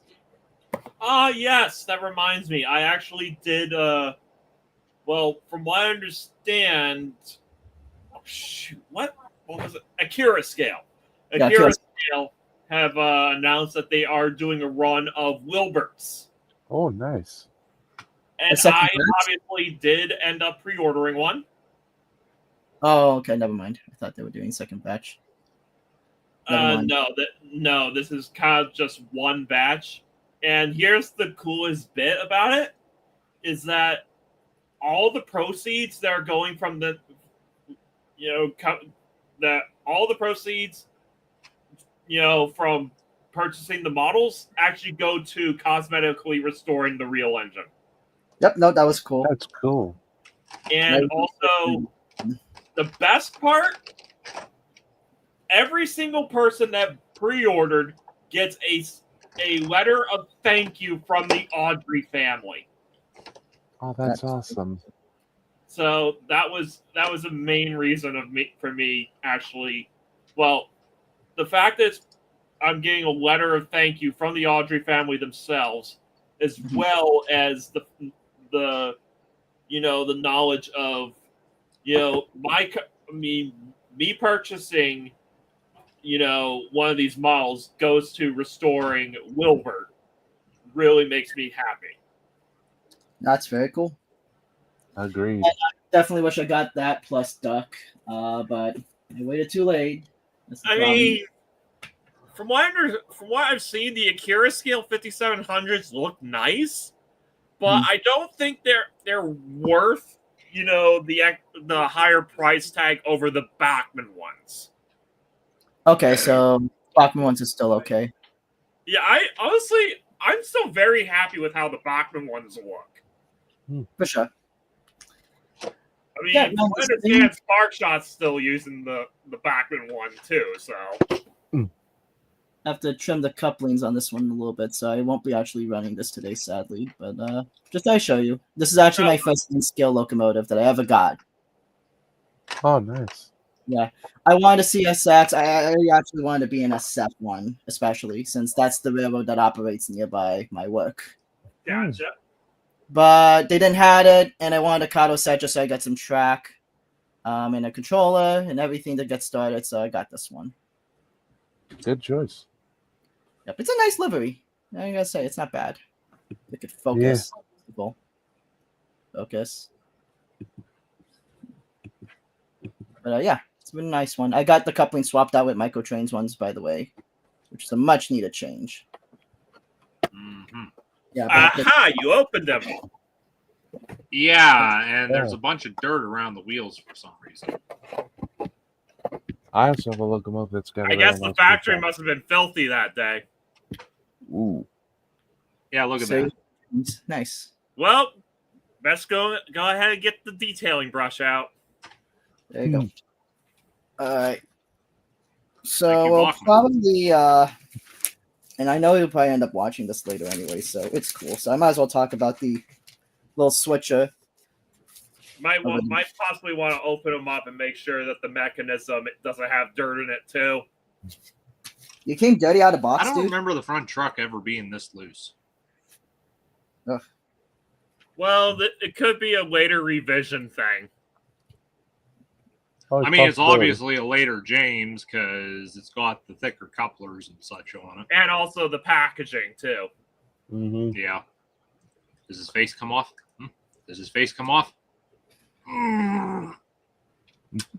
Ah, there we go. That's the face that you made. Okay, yeah, that'll give kids nightmares. But on the plus and side, he's still smiling. Yep.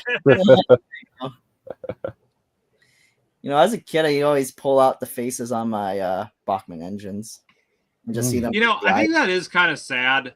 Bachmann made the faces removable, yet they never made interchangeable faces. Yeah, that's why now Tomix is actually going to be doing, stepping in and doing that. You mean Kato? Yeah, but it's like here we are. What, 20 plus years later? No, it is Kato. Delay. Yeah.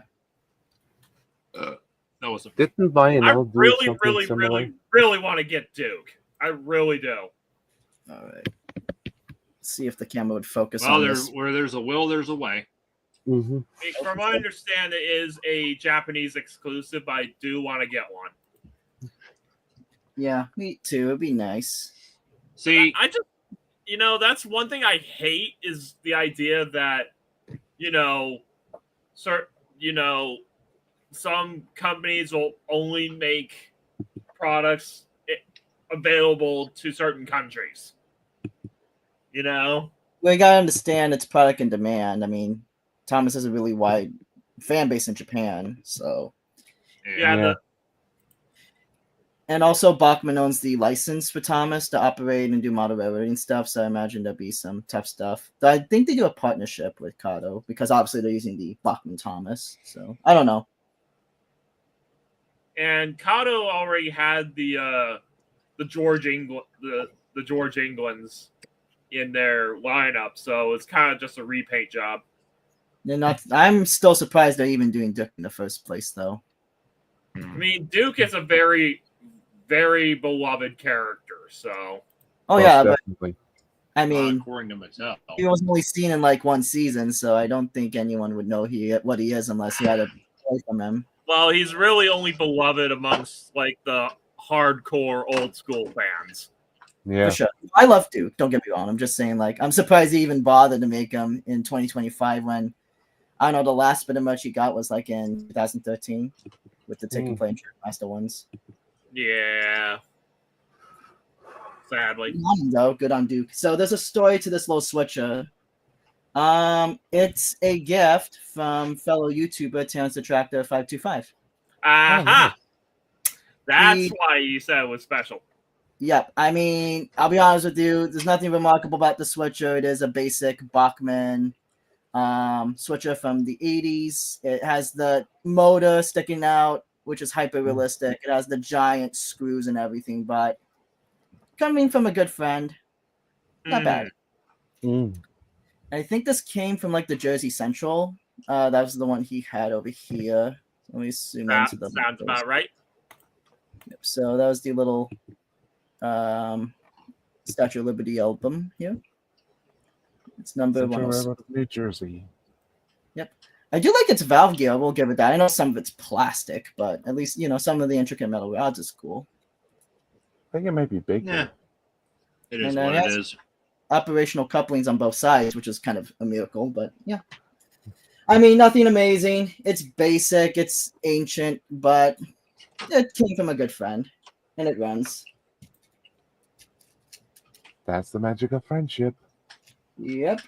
So hopefully he sees this day because I do want to move on from American stock, and we'll be doing another shunting puzzle later with some other stuff later if we have time. But I'm gonna do another one. And we got all the time in the world. Yep.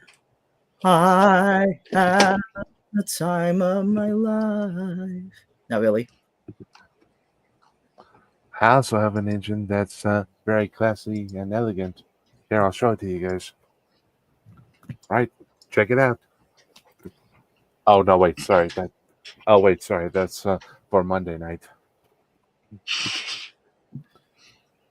Here we go. Oh, come on. Hold on. There we go. There A we Southern go. Railway E8 Nice. Ah, yes.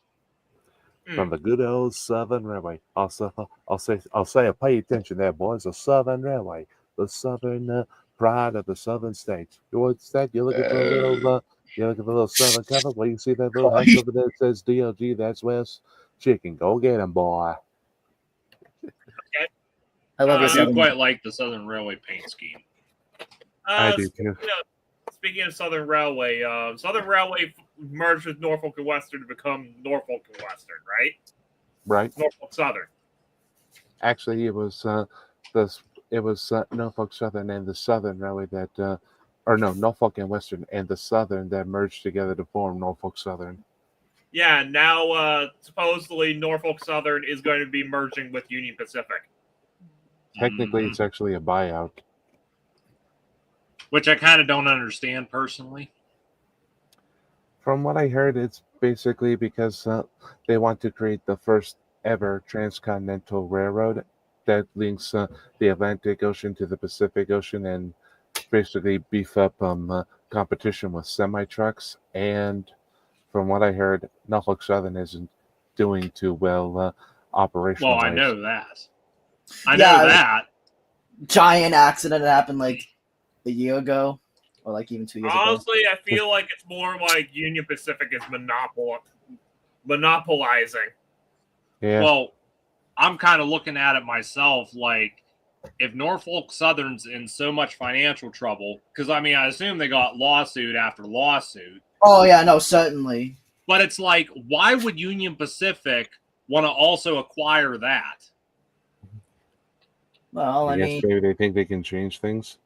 I mean, they have been on the uprise ever since they ended PSR. So I mean, if they got the money, sure, why not? Finish paying out compensation and yeah, I hear a lot of people say it's going to be like Penn Central 2.0 or something. Penn Central 2.0. Let's hope not. Yeah, people got Penn mad at Central was just an epic fail. though, but no one at really least cares. we got I mean, Conrail to out be of it. fair, it was. I mean, from what I understand, the story goes, New York Central and Pennsylvania Railroad kind of put out to. I mean, they were in a financial bind, so they actually kind of wanted to do a merger. At Okay. first, but then the government was like taking their sweet time to actually validate that. And by the time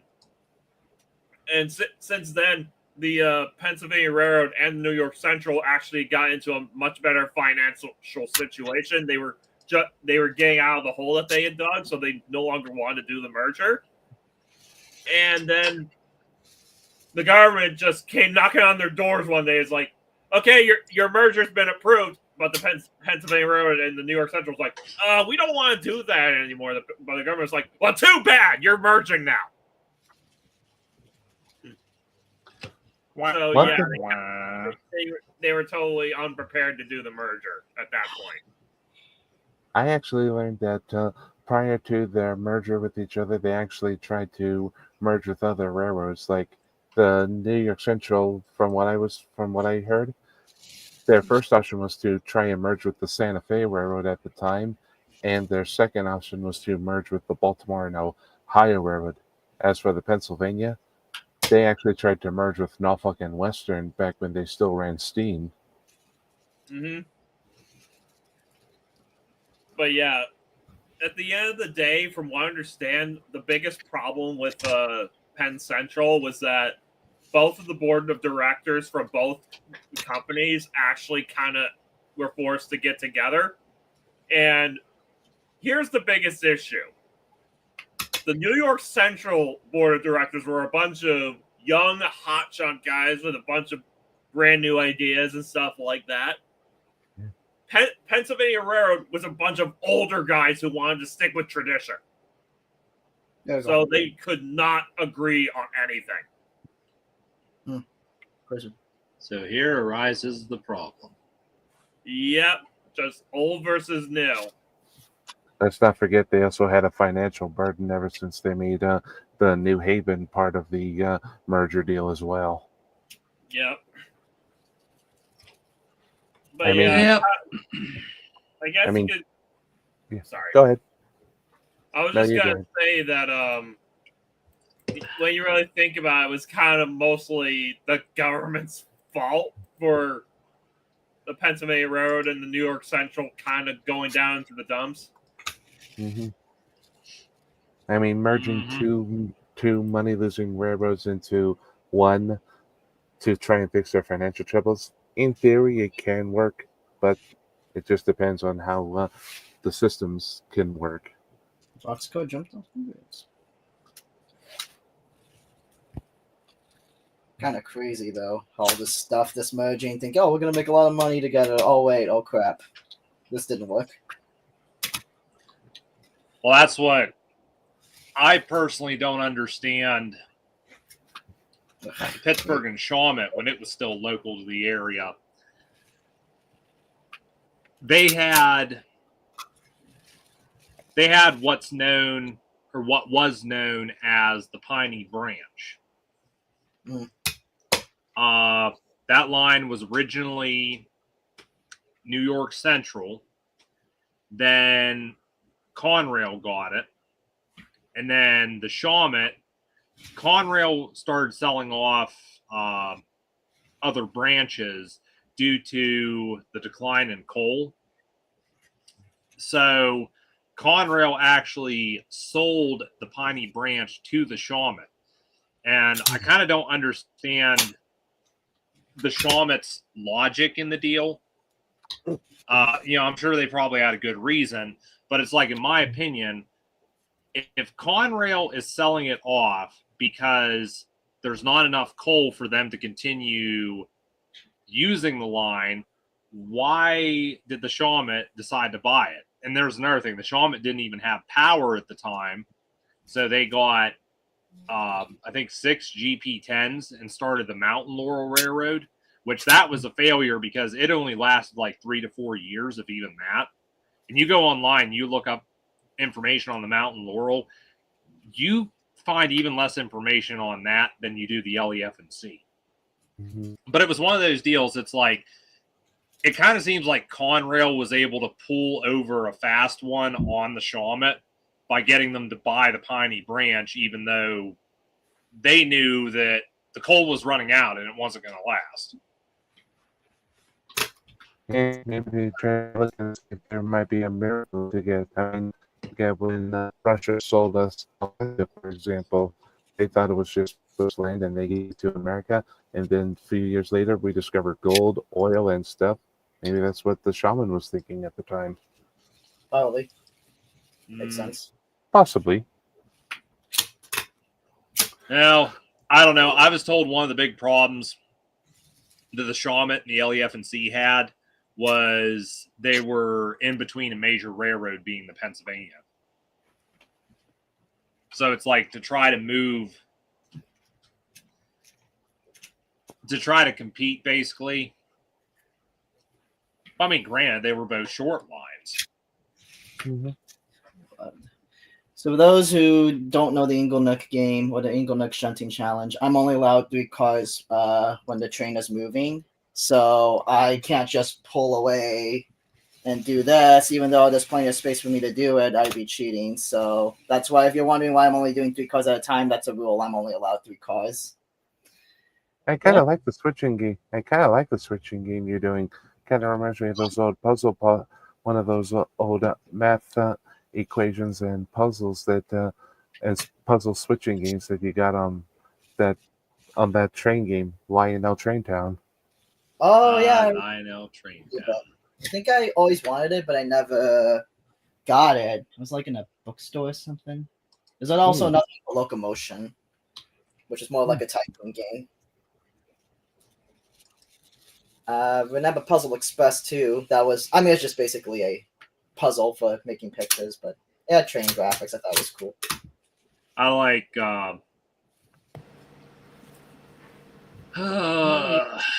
doing op sessions and such with the club there. You do a lot of switching and stuff at times. Oh, yeah, for sure. Right. I mean, Most I haven't definitely. actually done a proper op session yet, but kind of looking forward to my first one. I think, from what I understand, the way our club works is that first and third Thursdays of the month is us just working on the layout. Then the second Thursday of the month is gonna be, op session, and then the final Thursday of the month is, business meeting. Yes, business meeting. And Stuart, our treasurer, he admits that basically every business meeting is like watching paint dry. I'm sure you guys have to do it for legal reasons, though, so it's something you can't avoid. Yeah. Yeah. And I'm almost done with this one. Yes, I love automatic switches. Get that over there. Oh, go. Just got that. Is it on the track? There we go. It's Cheating. Hey, Douglas, I got it. There we go. Hey, Douglas, I got a book for you. And Thank you. success. There we are. Okay. That was the number I needed to get. And this is 6, 3, 8, 2, and 1. You guys can check the stream later. early in the stream to see if I get that. I would like to get one of those diesels in the Grand Trunk livery at some point. One of those SW9 units. Oh, nice. That'd be cool. Yeah. Mostly because at that point it would actually fit somewhat well with Saul Corey's Shawmut stuff. We just say it's a unit that's being borrowed from the Grand Trunk, basically.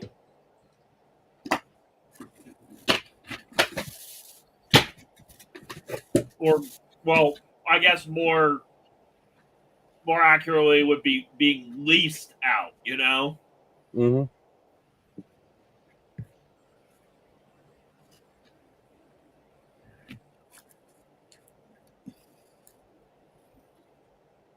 I think what I'll do. So are the blue ones Jeeps? GP7s, former put some- Conrail units. Say hi to. I thought so. I mean, the Jeeps definitely have a very iconic look. They were originally high-nose units from Conrail. When the Shawmut bought them, they chop-nosed them. Interestingly, number 10 was actually set up to run long hood forward. Huh. Interesting.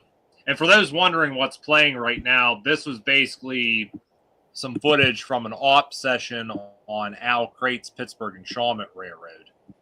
Oh no, we lost Trainman again. Basically, Oh, no.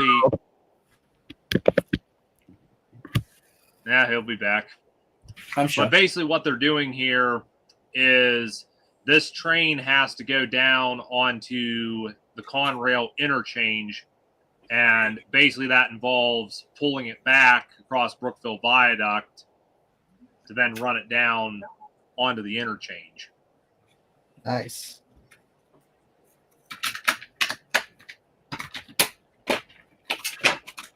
Basically what happened is this entire train came into Brookville Yard. They left the caboose on the viaduct, continued on, then they basically turned around in Brookville Yard to go around the train because basically you couldn't push on the caboose, I guess. Hey, I'll be right back. But you can see, all right, but you can see that train's being pushed down onto the interchange right now.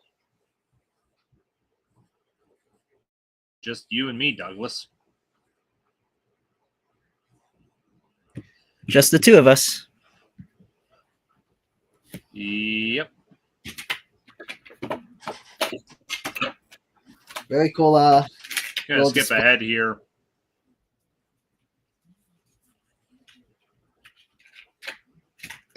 My own ad screwed me over.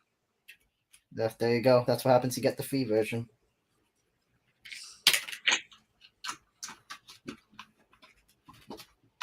Those of you who may have seen my video on Rayard, this is Al Crate's model of Rayard.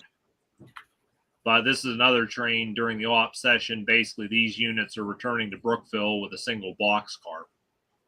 Nice. This, I want to say that's going on the interchange, but I don't think it is. This was an op session back in, I think, May or June of last year, actually. Okay. That's pretty neat. But yeah, really nice layout to run on. You know, in the op sessions, they're actually pretty good. The only thing with Al's layout, you can't, if you're going to participate, you can't bring your own power. You basically have to run, you know, prototypically, which, you know, that's all fine and dandy. I understand some people, you know, that's not their thing. But, Yeah. you know, I've done a I- few op sessions here, and it's actually pretty nice. I think so. Let's see. Just putting some stuff away because I will be doing some running in with some other stuff soon. So I wanted to make clear. It's also N scale, but it's different. So I want to clean up the table a little bit. And Eddie and Trainman are still not back, which is fine. They'll be back soon, I'm sure. Yeah, it's all good. Everybody's happy. I think so. Let's see. I'll keep the switcher out for Christian in case he does show up. I'm just going to put him to one side, though.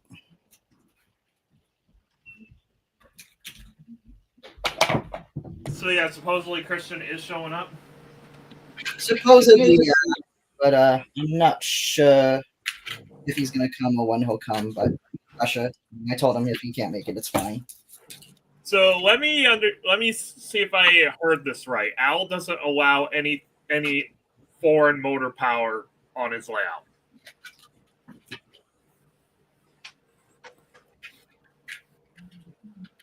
Is that about right?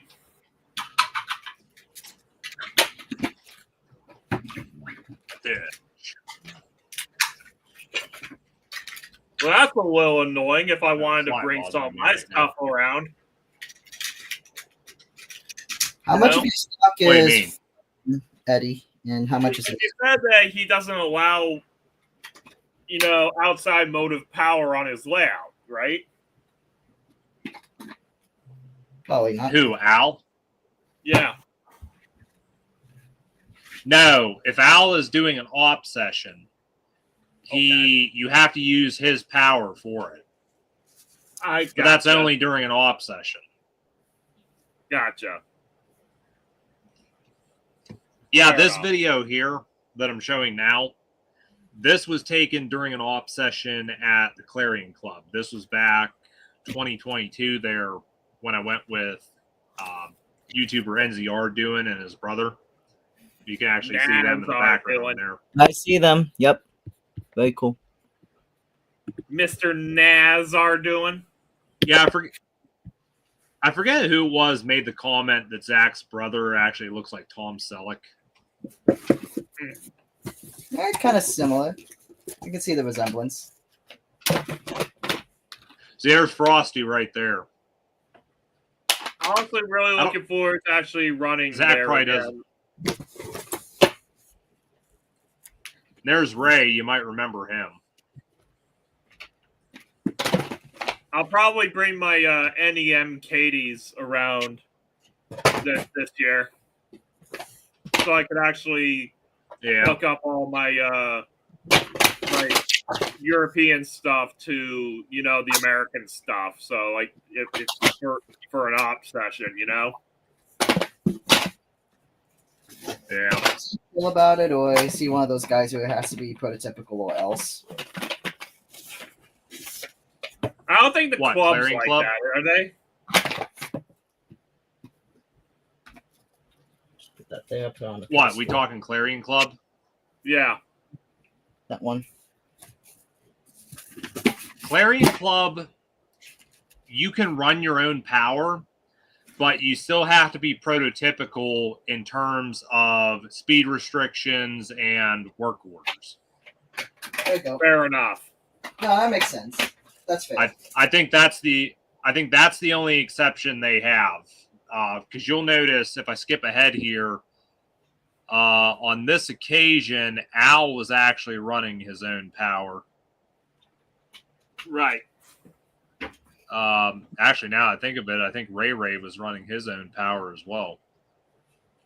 But yeah, in that case, I could run my S160 there, for example. Yeah. The only thing I will say is make sure you have the power for what you're moving. Oh, this definitely has the power. Trust me. Because I'm going to tell you right now, if you're hauling a long coal drag, you need to have a lot of locomotive for it. Well, I would probably have the S160 and my BL2 actually double heading. Okay. If that's fair. If that's doable. We have an intruder now. Here he is. I I don't see any problem with that. You just have to make sure they're speed matched and they're synchronized. Yeah, and the BL2 needs a DCC chip installed. Yeah, everything needs a DCC chip installed. Good No one. kidding. Same with my James here. I bet. And same with your James. Oh yeah, the horn. Zones. Or wait, monkey symbols. That would be too small. Speaking of Bachman James, right, there he is. Get him out of his. HO00 is better. Bachman, just Bachman's Thomas ranges. Comparing them, I Eddie, think you got to remember.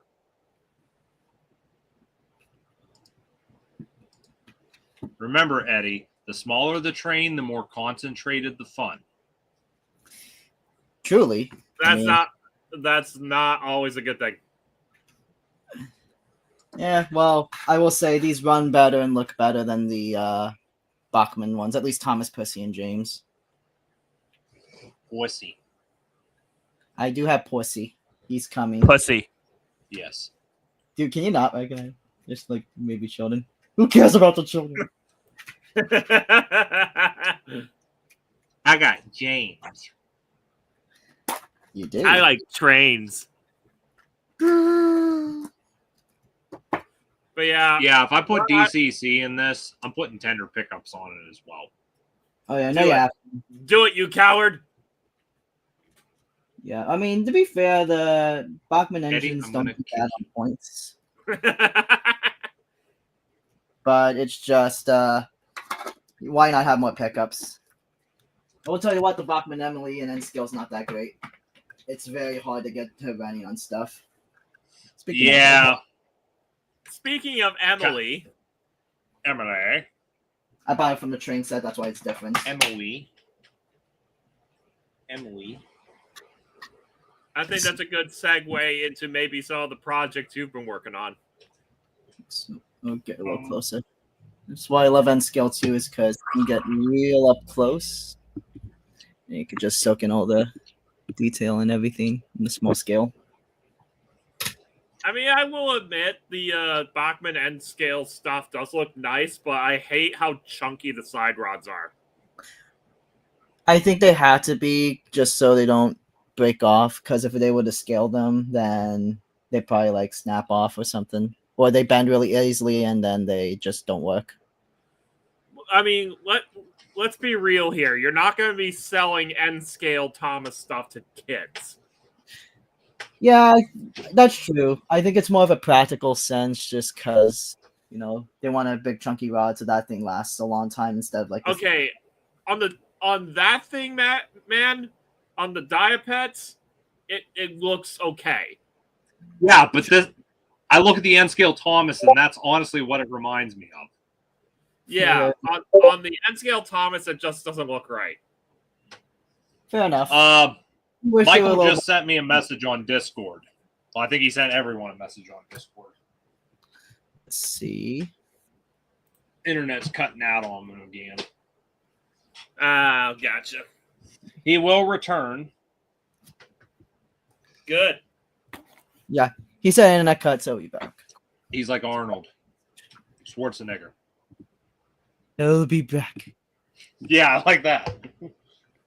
But yeah, I've actually got a third 3D print here, but that thing is like in 3 separate pieces, so I kind of don't want to take that out. Everything's in 3 pieces. Though that one is actually based on a van that actually was in Reverend W. Audrey's actual flying kipper setup. Oh, nice. So that's probably going to be put together when I go to see Corey. Nope, a little too close. It's yeah. It's broken. No, it needs a motor. He's dead, Jim. Yeah, use this. He doesn't have a heart. He has no soul. Well, look at that. They're helping each other. How cute. They're out of focus too, which is annoying. Yeah, nothing's ever in focus. Yeah, I got 4 units here that need motors. They're all Athearn. Are they all Conrail? One's Conrail, one's Amtrak, one's EMD, and then another one is Buffalo Pittsburgh. But they all need motors. Two of them had blue box motors. One had a ready to roll motor, and one had no motor. But it's just the fact I want to put all the Genesis motors in them because the Genesis motors run so much quieter. Fix the Amtrak one first. I don't know. I already got a P42. I'm not really sure I need another one. In a hurry, that is. And then I got a Bachmann GP30. No, it's a GP40 here. I need to put a better decoder in that thing. Mr. Connery? No. It's a Conrail GP40. Just the decoder in it is complete garbage. There you go. But you also have another Drop my Jeep headphones. over there, though. I like the Buckman Percy. He's You nice. have another GP40-2 over there, and his name is Mr. Connery. Someone should take like a Conrail engine, do a custom job, Conrail, but they just changed Conrail to Connery. See, You know what? I hate to say it. That's something I should have thought about. somebody And did then a we decent just job fill up weathering the this. Connery on the side of the locomotive. Yeah. We meet again. The only for back. downside, they got a fingerprint right on the short hood. Yeah. No, not good. Novice mistake. Yeah.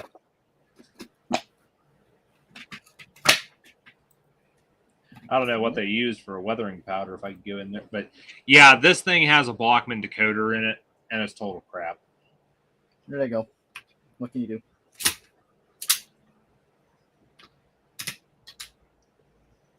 Need to get some Digitrax decoders.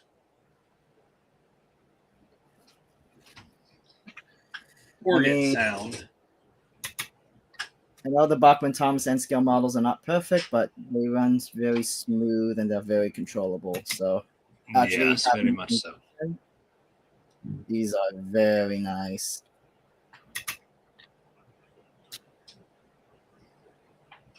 And they're quiet too. I remember the Bachmann ones used to be really noisy and stuff.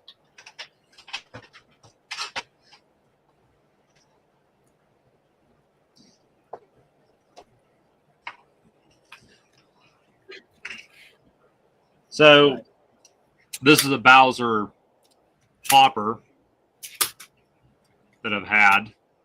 I bought it secondhand. The person that had it before didn't put it together that well. And I basically tore it down. I was kind of surprised. I got to get another car.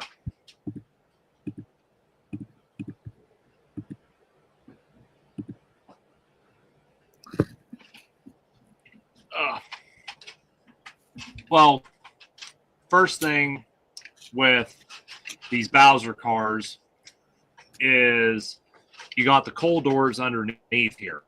Once you put these cold doors on, you cannot take the frame out from these cars. But I had to do that because the person that put this car together, they didn't do it right. All the brake gear was in the wrong places, or it wasn't put on right. And another thing is there's braces right under the diagonal for the slope. You can probably see that one right there. For some reason, they never put those in this car. And not only that, they didn't put the diagonals inside the car either. I figured it's like, well, this car needs completely torn down and redone. I've tore it down. I've not attempted to reassemble it and put it back together right. But I was talking to Chris there last night. He said about these inside braces here. Hard to. There you can just see them. Those inside braces. He was telling me you can get those, but they're like $1.25 a piece. Yeah. And Crazy. I need 4 of them for this car. I need 4 of them for this car. Plus, I've got another car that's missing 2 of them. So I was talking to him there. He said he bought like $50 worth of them. But I'm thinking to myself, that's a lot of money to pay for those things. That's crazy. All right. I'll let you guys decide what you want. Who do you want us to do? Who do you want to do the shunting with? Well, Percy was supposed to be the station pilot, so. Percy it is. All right, let's get started. What's he? I mean, Thomas was the original, but Percy was the one that took over after Thomas ran his branch line. Yeah. There you go. And he didn't And then do a very good job either. He got promoted to Thomas's branch line too as well after that. And then Duck. and then Duck took over, and then Duck got his own branch line, and then there was no more station pilot. It was like, hey, yeah, guys, shunt them yourselves. Actually, almost kind of like Michael's just back. changing my own headcanon. It probably ended up becoming that green engine that we saw. You know, Hey the again, pop-up guys. book. Hey, Trainman. Sorry about that. You My know- internet cut out Remember again. that green engine that we saw in the pop-up book? I'd like to think that he probably became the station pilot after Doc left. Probably. Sounds about right. I honestly think the only reason Michael keeps dropping out of the stream is so he can run to the cab of another locomotive somewhere else in the yard. You read me well like a book, Terry. I mean, Corey, sorry. Actually, you Why know what? Rosie would be an excellent station pilot. Oh, yeah, no, definitely. Whoa. Not gonna lie, I I actually love That's that idea. probably what I think. If I ever get my series going, I think that's what Rosie would end up being. She would be the station pilot. Oh, I found Wozy. Yeah. There you go. Good for you, man. My Rosie is better though. Uh-huh. Yeah, but this used to be your Rosie. Yep. Now it's Right. mine. I bought and paid for it. To the 3 people still on the stream, we love you. But to show you, Yeah, if I got myself another Rosie, I probably would just get the red one. I could knock that's- somebody out with this thing. Mm. Of course you could. No, I'm serious because when I took the time to put a decoder in her, I literally loaded up her side tanks with weight. Yeah, Mm. I know. No, I think I. And the prefer reason my I did that- S100. The reason I did that because I had a Consus behind her at Doolittle's. She struggled to pull that, and I'm thinking to myself, really? I mean, granted, some of them were trying, they got the old trying wheels, but it's like, Speaking of trying, yes. Ginty. Ginty. Scott Rig 66. Yeah, he loved Genty. He's still around to this day. What is he, like a retired YouTuber? No, he's got, I think it's RJ Bansma's the channel. He's actually got his own series now. Oh, Wow. I see.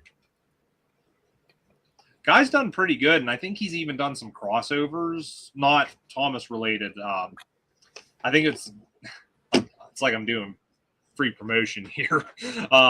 Totally Rocking Reviews, I think, is the name of the channel. He did a crossover with them. They basically just talk about like rock and roll music or something like that. I don't know. Okay.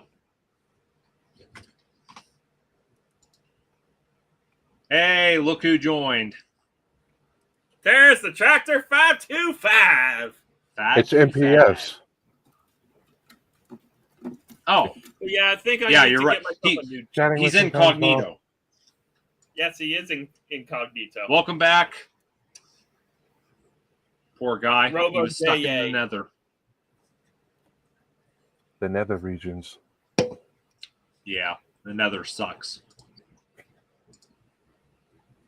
In the words of Jackie Chan, yes, you are. Sorry, I couldn't get that joke out of my head.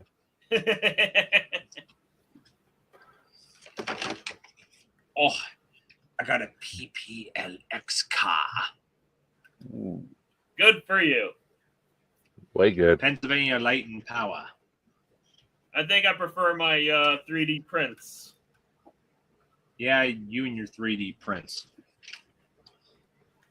You know, somewhere here I got the first one of these cars I made.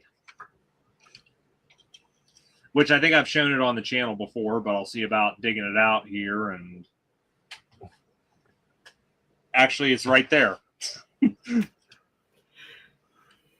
Geez, I got too many of these. I've never taken the time to count all these hoppers. I must have like 30 of them or something. Hey, Yeah. one thing I've learned about Some of these model I've railroading- had for quite a few years. One thing I've learned about model railroading, it's like eating a bag of chips. Once you eat one, you gotta have more. Okay. No. My mama always said railroading was like a box of chocolates. You never know what you're gonna get. Touche. I must have a broken step on it.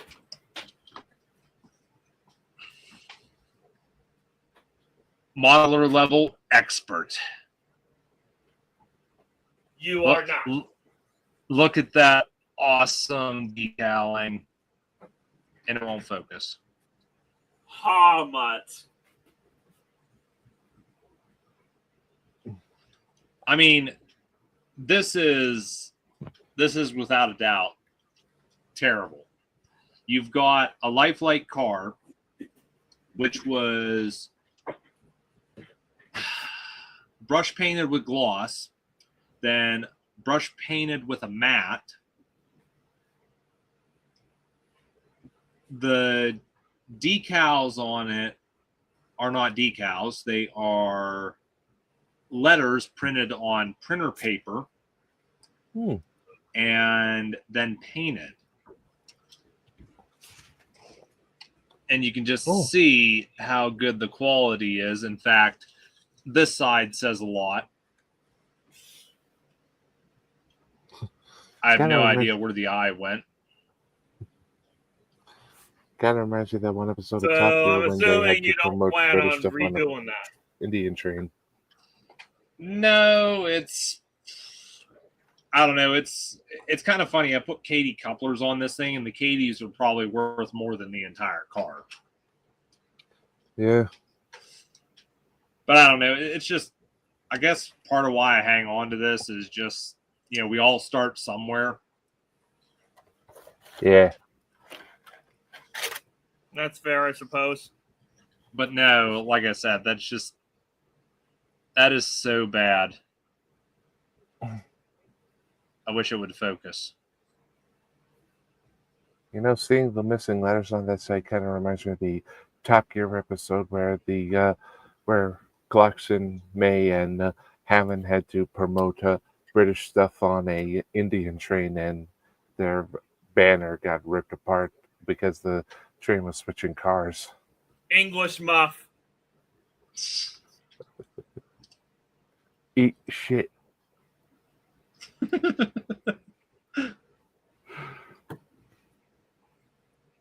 And I mean, there's another thing with this. The Katie's don't even work that well.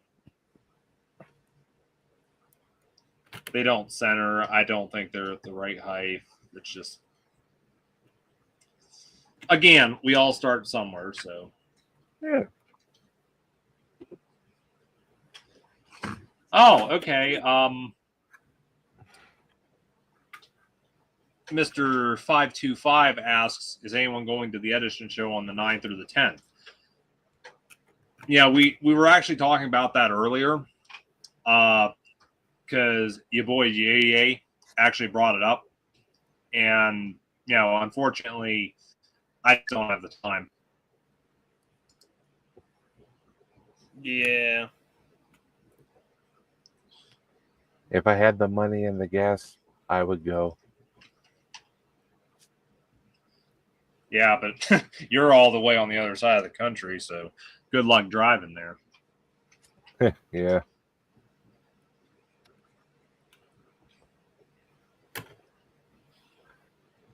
$14.25. I'm pretty sure I got a hopper around here that's $14.25.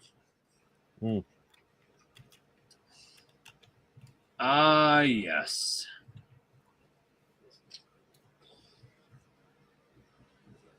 See, I really need to get some better storage for this stuff. Because I need to get an actual carrying container for these. yeah. Well, see, I got a lot of models that are stored like this, which, I mean, that's fine because the cars are upright. But, you know, if you're not careful moving this around, they'll bang and rock, and, you know, it's not. There's definitely better ideal. storage methods. Definitely. Now, some of my models, some of them actually store in these trays. These are made of foam core. Actually got this idea from YouTuber Lasher9811. Go check out his channel if you haven't already. But basically what this is you've got, I basically made this tray to hold each compartment, which there's 5, will hold 2 hopper cars each. So I can get a decent train just in this box alone. Not bad. But basically these trays, I think they're about 2 inches wide. And I've cut bubble wrap to size, which basically goes around the cars. And protects them pretty well, which not intentionally, I have actually tested these trays to see how solid they are. I actually had, this was last year when I was on my way back from a show that we did with the club. I had a bunch of models in one of these trays, and it was in a tub. Well, I stopped real quick at a stoplight. That tray went flying off the car seat into the back of the seat, into the back of the front seat, and on the floor. And I had some pretty expensive models in that. Okay. Surprisingly, the only casualty was an Easy Mate coupler on the front of my Berkshire. That was the only thing that was damaged. Thank God. Mm-hmm. Which I think just shows those trays do a good job. Yep. Now, if it had been a Katie, it had probably survived.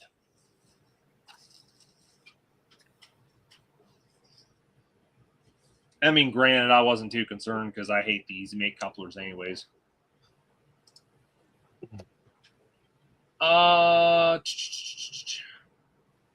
What are you showing? Because I'm not seeing anything in the chat.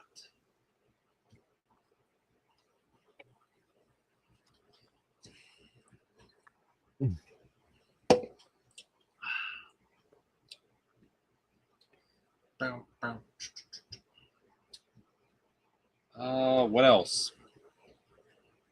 I need to dust off these hoppers. They are kind of disgusting inside.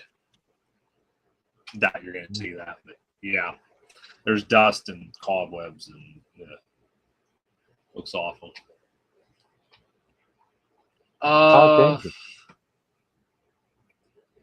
I think he actually sent. I think he actually sent me one. Yeah. Christian actually sent me that on Discord.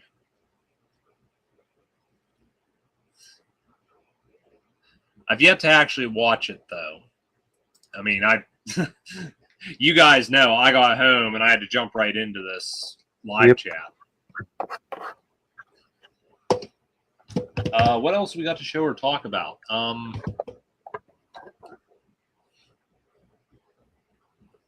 going to go over here for a minute. Grab some stuff. All right.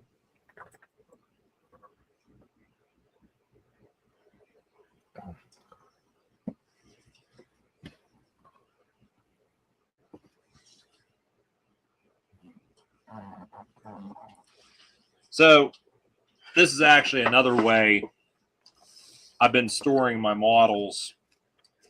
These Bowser boxes that the car kits come in. Oh, that. These Bowser boxes that the car kits come in. They're pretty nice. And like right here, I've got one of my Shaman cabooses. Ooh. The only thing I will say with this, I don't like laying cars on their sides. So this is definitely, it's all right for this, I guess, but really I like to transport everything right. That's understandable. Yeah, these boxes are nice because, like, I'll show you here.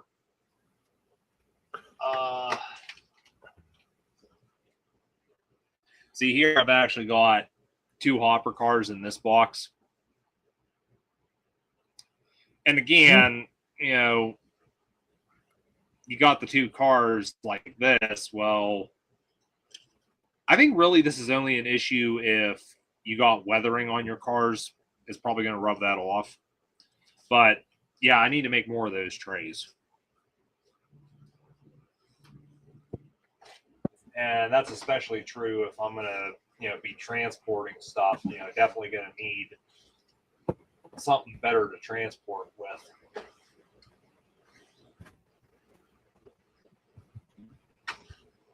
Here's something. A couple Shaman 55-ton hoppers. These are by Atlas. I'm thinking those might have been the only 2 road numbers they did. Give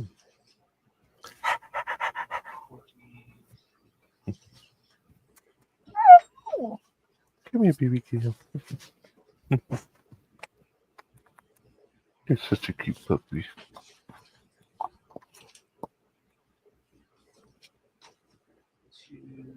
Dog again?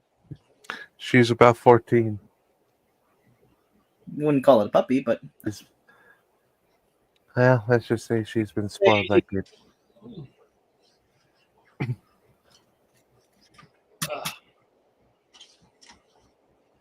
All right. Again, these are Bowser boxes. These nice. I actually got these from Eddie. Only allowed 3. Watch as you see Douglas embarrass himself in 4K. You didn't I? Yeah, that's what I said. Accidentally took it back with me. It's because mostly you run your American stuff. No, I'll probably run some of the mall. I think we got the mall again. No, I should probably get up his. Okay then. Yeah, he bought 3.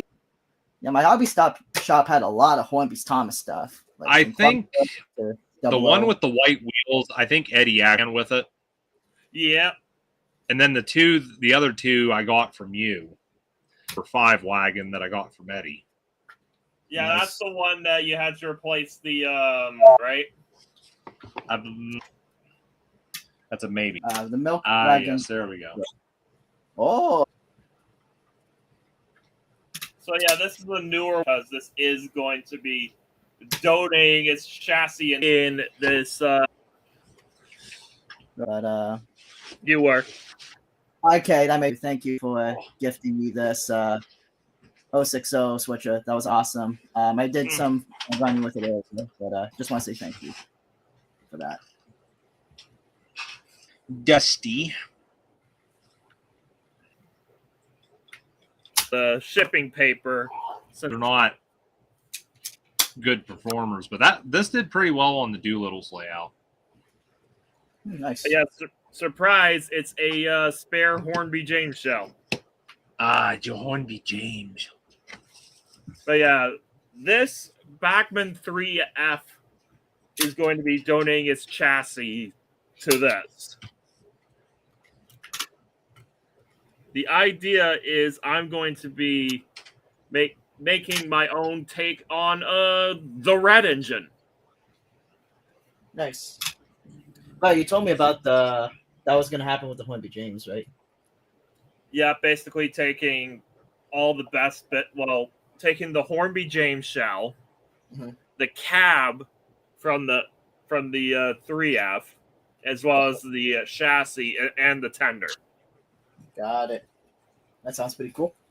And probably going to end up getting a Bachmann 2MT Ivet front pony truck for it. So yeah, basically just the shell is the locomotive shell is Hornby, but everything else is gonna be Bachmann. Got it. Or as Todd Kaz Fat calls it, backing man. Backing man. Is that the Charleston truck number 3 face? I don't know. Yep. No, that is correct. That's the converter wagon. Number 3. See, that's the converter wagon. Yeah, it's a converter wagon, just in case, if we ever needed to, put some Katie's on it, for some of my stuff. And there's the cattle wagon I got from Eddie. Yep. That's a China one. It's not really one of the more sought-after ones. Yeah. None of the China stuff is. Then we got the tire wagon. I still find it very funny, though. They brought out Toad for N scale way before and they still haven't announced an Oliver for N scale. I just think Toad was released because it's like, oh, cute caboose with happy face on it, and just called it a day. Well, the tooling was there. You be they shrunk down the main line tooling. I will show you. I don't have a Graham Varish one, but let me zoom in a little bit. Let me get a focus on him. Yes, the close the van. Yeah, but Koreami band. These are very different molds. No way. Had like a brick in it. Let me fix the focus. But yeah, I've got. It used to be mine, but I sold it to him because I felt like. Did I gift you that or not? I gifted him a milk tanker here this week. Chuggington Gondola. I actually got this from Eddie. One of those for Christian. Yeah. Gave to you, you're keeping. Right? May as well. I just think it would make sense if. Yes, the Triangle. Now, it's not been a priority. Find this Percy. Somebody want to convert that to US dollars? Not sure. Peanut the Squirrel. What a name. Oh, yeah? Well, what kind of a name is He's teasing you, Douglas. I saw that name there for a second. I was thinking it was Squirrel Tactics. Ah, here's a nice little gem. How could you forget that when I gifted that to you? Because it's been sitting in a box for I don't know how long. Meaning, Come on, I want to take this. I want to take it off. Maybe I don't want to take it off. yeah, I've got one too. I've since swapped out the couplings on it for the slim Bachman UK ones. Ooh. Yeah. So it'll actually make it easier to tell which is which if I bring mine down to see when I see Corey. That'd be cool. Hmm. That and I kind of want to just convert over to the slim couplings anyway. Yeah, that was the main reason why I wanted to actually get the blue one is because of it saying return to Old Oak Common. Yeah, there we go. I mean, Because- I just like the colors. Sadly, Old Oak Common was a very, very, very iconic place on the Great Western Railway. Hmm. It's where they built. It's where they actually. Well, I believe they built them there, as well as maintain locomotives there. Hmm. And sadly, a couple of years ago, they actually closed it down, and they're going. And from what I understand, the plan is to demolish the building and turn it into a parking lot. Ah, Yeah, as if we ain't got enough of those already. Exactly. Yeah. I just thought it was a crying shame that such a iconic part of the Great Western Railway is going to be gone to history. You know, I just wish, like the railroads here in Pennsylvania, there's a lot of infrastructure. I understand it costs money, but there's a lot of infrastructure I really wish they try to preserve instead of condemn it. Exactly. And that's that's the old Wren. That's the old Wren tunnel bolt cement wagon too. Yep. I don't know why those decals just went away when I washed it. I mean, literally, when you washed it, it just dissolved. Well, dissolved. Like, the sticky was the only thing that was left. The adhesive. That's weird. So it's like, oh, well, I guess. I'm going to put these in the cab. Or either. Is there room Well, in the? That's saying I could probably done it. Is I think it's a little stupid. They did not. Yeah. You know what? Like the camper shell on the back. I mean, see, this was the that I did when I got it. That's the rail bus. Yep. So yeah, it actually looks like a proper school bus now. Definitely. Well, it's actually a personnel carrier, or like a track crew carrier. But you made it look like a school bus. To an extent, yeah.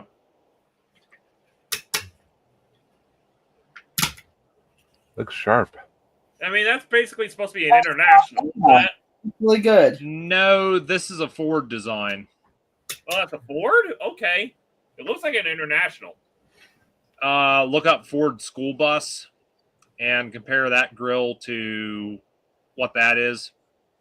See, that's like that pickup truck. I think that's a 1970s Ford as well. Well, either way, that's a Bluebird design, regardless. Aha. You know, Bluebird school bus. Yeah. See, that's probably one thing I should have put on this was the Bluebird logo. There should be a Bluebird logo right above the door. Right. Yeah, I found a Oh, picture. I guess of that's the something for you to look into, right? Yeah. But at some point, I do want to add working lights to this. Mainly just the headlights. I'm not too concerned about like the tail lights or anything. Yep, you're right. It's definitely a Ford. But yeah, I fitted a decoder in this thing, no trouble. Yeah, there's plenty of room for it. 3, perfect. I can't believe that there's actually school. I'm gonna That's see if I can really look it weird. up here. I'm gonna Tell see if I you can what, look it up. though, I wouldn't mind having a Erie school bus, though. That's Well, very, that was the B Bubs, remember? Oh yeah, I You just took over some of my buses. think those. Boy, it's been so long. that's timeless. I love Homestar Runner. Since I had shown off. Well, why don't we ask him, see if he's Alright, still here? finally. Hey, Lord. That took forever to figure out.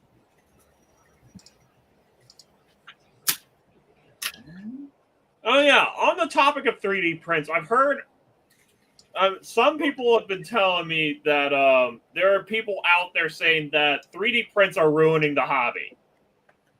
Well, I know for sure they cannibalize Bachman Percy's. They love to take their chassis. I mean, to be fair, people have been doing that for years. That's true. I mean, even the G-scale Percy, people are stealing their chassis to make like logging locos. I mean, heck, people were doing that to the Hornby Percy too. Like they But that's- Hornby Percy and Hornby Bill and Ben. yeah, that's just the O for O chassis, though, wasn't it? Like any other Well, one. no, more to the point, they would actually take the Hornby Bill and Ben, and they would change, Right. they would change the cab and make it look like it's a narrow gauge engine. Correct. No, they did that. And oh my lord, we are done. Okay. That Cool. thing is a rusted mess. 5, 6, 3, 18. Actually, that's primer. Okay, focus. If that's primer, then I'm David Mitten. I guess that would make me That- JonTron. That was basically a Hoodle bug for the Knox and Kane, but you can tell it was made out of a school bus because you can even see where they patched the wheel arches. Yeah. Not very well either. And I mean, it almost looks like they basically reused the differential from the original bus. See, I'm kind of curious whatever happened to this. Because, like, the wiki page does not have it. Yeah, but the wiki page doesn't even have this listed on K&K's roster. Weird. I mean, I I'd have a feeling assume it this was probably no was different than the long rest gone, of... Yeah. Well, I figure it's probably no different than the rest of K&K's stock. It was probably auctioned off when they, did their auction. Yeah. Although I think there was some things, and who knows, that Hoodle bug might have been a good example. There was some things were actually gone even before the railroad closed. Yeah, because let me just look it up here real quick.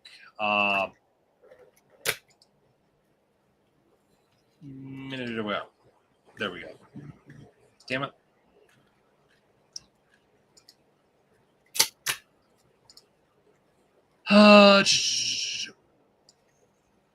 Yeah, like they have on here.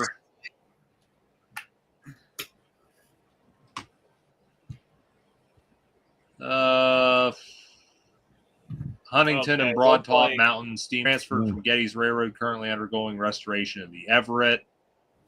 China Railway Steam 2 currently working on Valley Railroad in Connecticut. 8-ton diesel switcher, presumably scrapped in 2004, so that would have been, before the railroad closed. Yeah. Western Maryland GP9, currently undergoing restoration by George Creek Railway. South Buffalo Diesel S6, currently working at Genesee Valley. Why Western to look like an American engine? Yeah. Norfolk and Western Diesel RS36 number Gettysburg Railroad, scrapped in 2000. And then they had former Pennsylvania Railroad SW79090, presumably scrapped after being purchased by Texas Northwestern Railway. Uh-huh. But it's like, that's basically their roster, although this roster only covers locomotives. So maybe the Hoodlebug didn't qualify. Maybe. See, I'm curious. I mean, because I've been to the Everett Railroad a couple times now. Well, more than a couple times. Apparently, the Everett has Knox and Kane's Hopper Car 2663. But I have not seen that in the yard. Granted, I'm limited to where I can go because it's railroad. Yeah. All right. Time to reset. That's the only time I'm allowed to cheat, guys.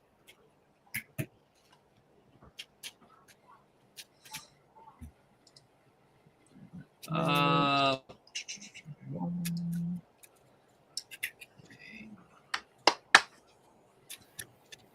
that's right. Michael went to get a sandwich or something. Hey, yep.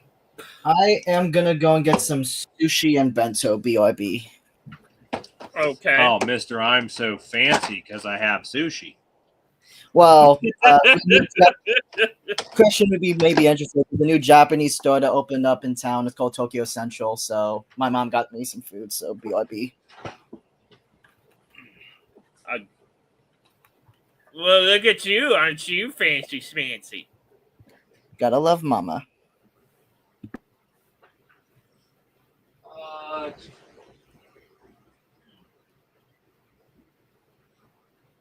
While I go, I'll just put this abomination in front of you to look at. Oh, an Atlantic Spencer. Yep, it's good.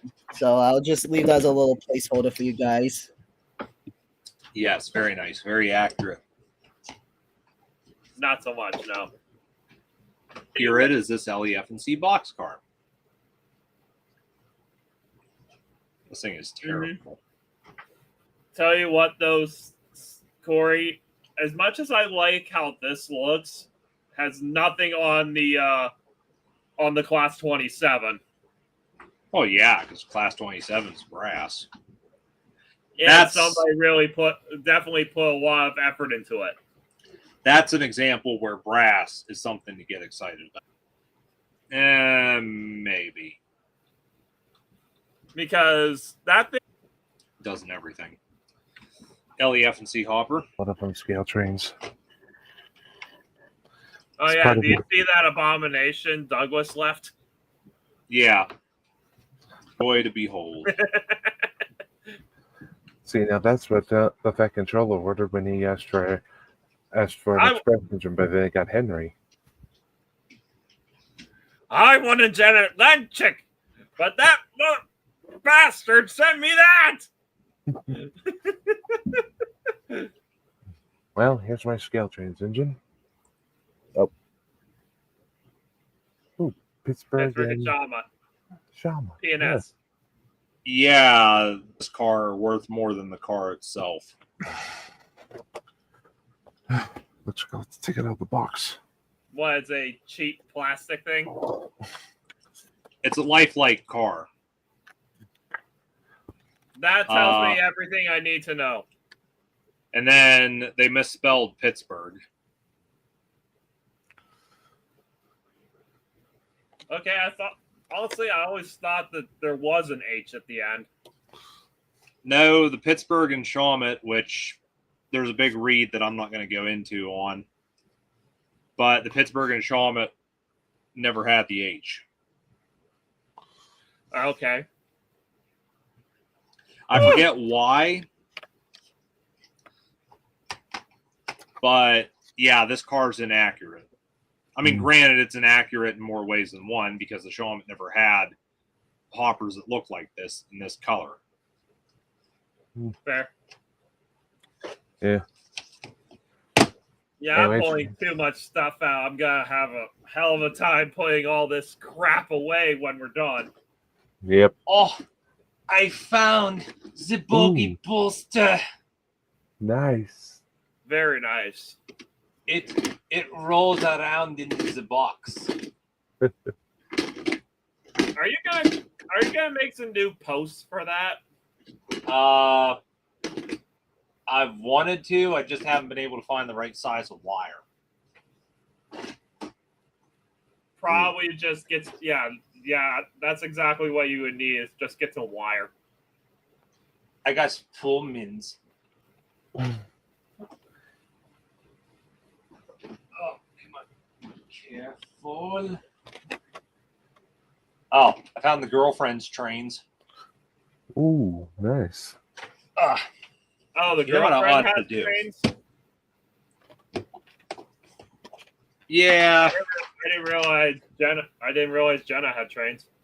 Well, this locomotive was in a big bundle of crap that I got, and she liked it, so I took time, fixed it up, got it running, but it still needs some parts. Which mean, granted, And I think some you. Katie's. No, I don't know. I think she wants me to put more work into this thing than what it's worth. Came with a matching caboose. Yeah, just honestly, if she wants that to work with everything else you have, it's gonna need Katie's on it, or at least some 80, or at least some Easy Mates. It's gonna need a lot of work. All right, what do I got? So what is that? Like a Tyco or something? Oh yeah, Tyco. Thought as much. I think Tyco actually had a train that was like silver or gold or something like that. Silver Streak. Silver Streak. Yeah, the Silver Streak, exactly. You know what? Just for the fun of it, I was thinking about getting one of those. Yes, Doc Daisy. I've got one of those. Oh, not bad.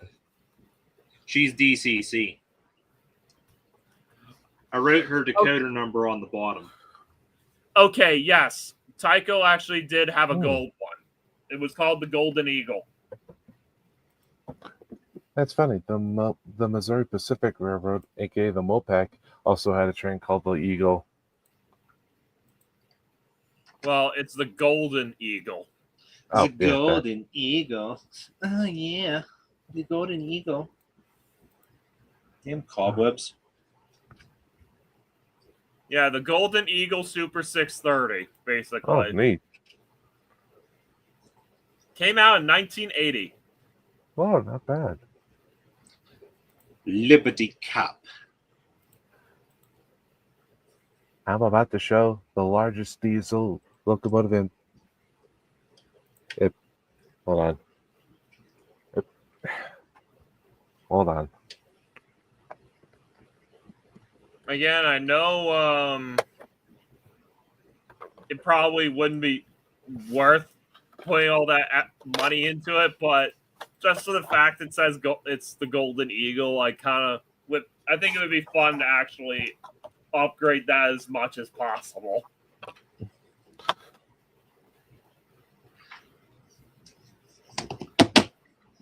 I got a lot of stuff. And for a golden diesel locomotive, it does look kind of nice. Mm-hmm. Yeah. Anyways, take two. This is the largest. This is the largest diesel locomotive in my collection. The DD40X, I think, is what it's called. Yep. Very nice. DD40AX. Yep. Double throttle OX. I got the. Yes, the German. I got the only operating DD40AX in existence, 6936. Very cool. This model is also very special to me because it was the last model that my father bought for me before he tragically died back in 2023. I see. Sorry about that, man. It's not easy losing a parent. Oh, I remember this one. Oh, look at that. I can actually pick up a Golden Eagle with the matching caboose for $30. Oh, not bad. See, it's not focusing. For a vintage model train, that's actually really good. Not bad. There we go. I don't know what the deal was. and it was leaning to one side for whatever reason.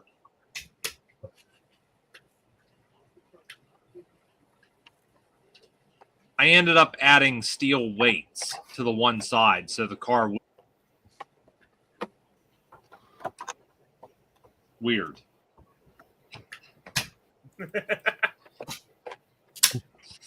Oh, Union League Club. It's the up.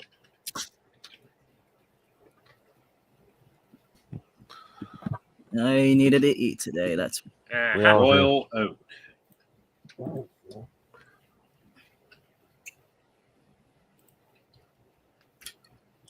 Oh yeah, Yeah.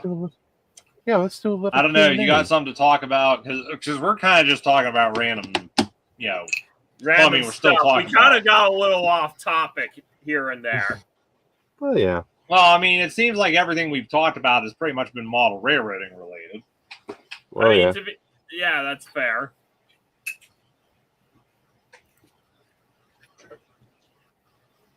Maybe we should ask the all-important question: what got us into model railroading? Well, for me, that's pretty obvious. It was Thomas the Tank Engine, the old model series. Tommy the Tank Engine. I mean, though my uncle definitely, and uncle on my mother's side also had a really good hand in that, because when I was like 6 or 7 years, well, around like 5 or 6 years old, he actually built like basically a storage shed on his property for his his lawnmower and stuff and his boat and stuff like that. And then in the attic of that shed, he actually had a small model train display. 33-inch wheels, those go on like box cars, 55-ton hoppers, whereas the 36-inch wheels, I've used those on my 100-ton hoppers. And I think a lot of it really depends on the car's capacity, what size wheels you use. Yeah, I swapped over the plastic wheels on this one, and okay. Oh dear, Catch. Nice. There's the chassis to that. What, S100, I think. Nice. Yeah, it's got a cooked component, so it's basically junk. Okay, so yeah, but back to what I was saying though, I saw on this over for these 22-inch Walthers ones, and they sized up perfectly. It's just the tip length on the axles are so possibly may need to get the holes milled out a little bit so these will work. Yeah, order one of those tools.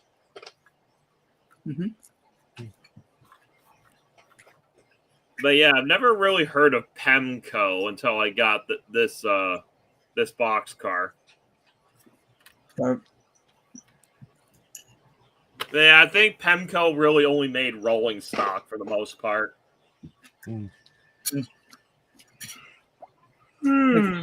Coming.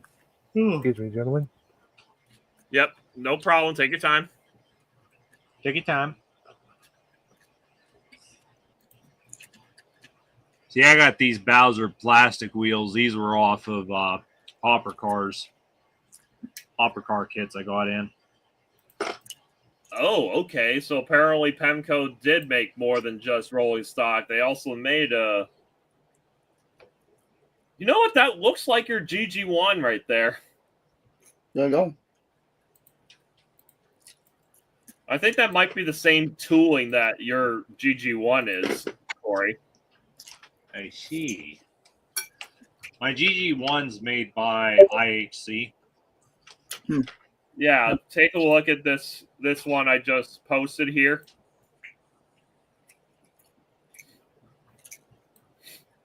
Nice. Those are Katie's. What, these? Yeah. That's custom finishing models. Two-chime air horn kit. Oh, okay, doy. Use those for my switchers. Mm-hmm. Very cool.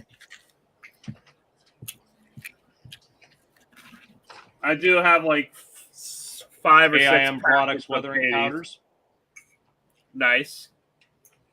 It was like $16 for this thing, but I think it was money well spent. Yeah. Because it comes with dark rust, medium earth, grimy black, and light rust. Very nice.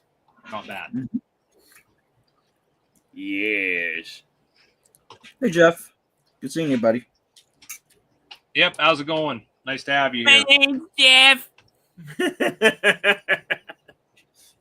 Eddie, don't piss him off. What? You'll make him leave. I was We're trying to making a bring- reference. We're trying to bring people in, not scare them away.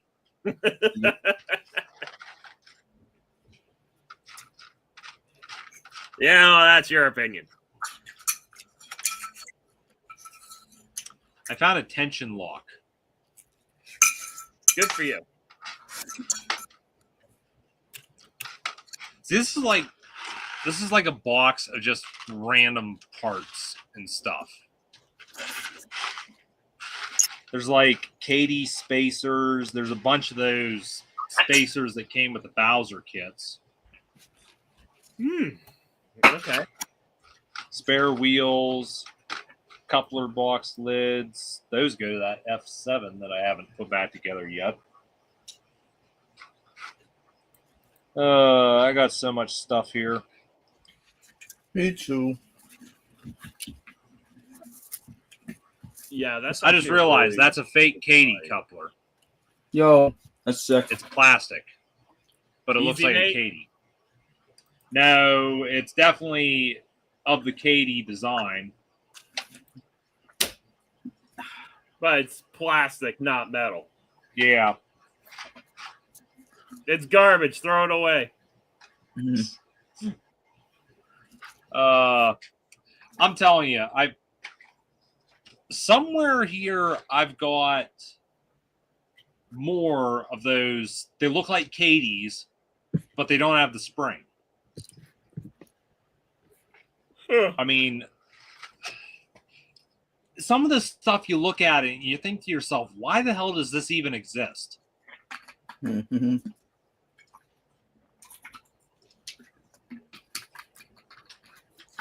Beats me.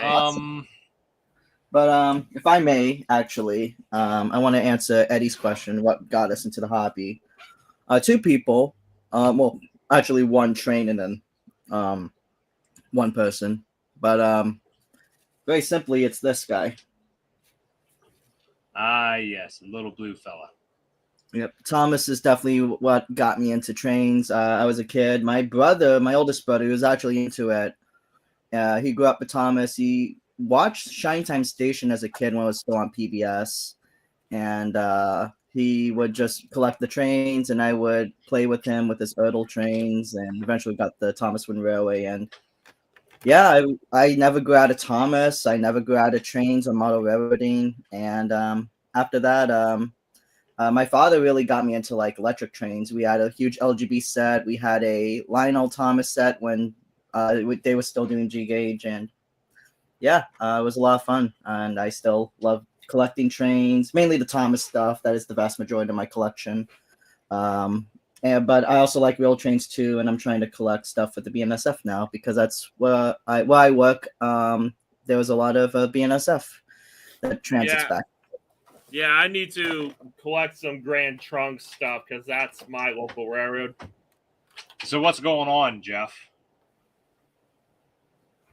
Hope you're having a good Friday.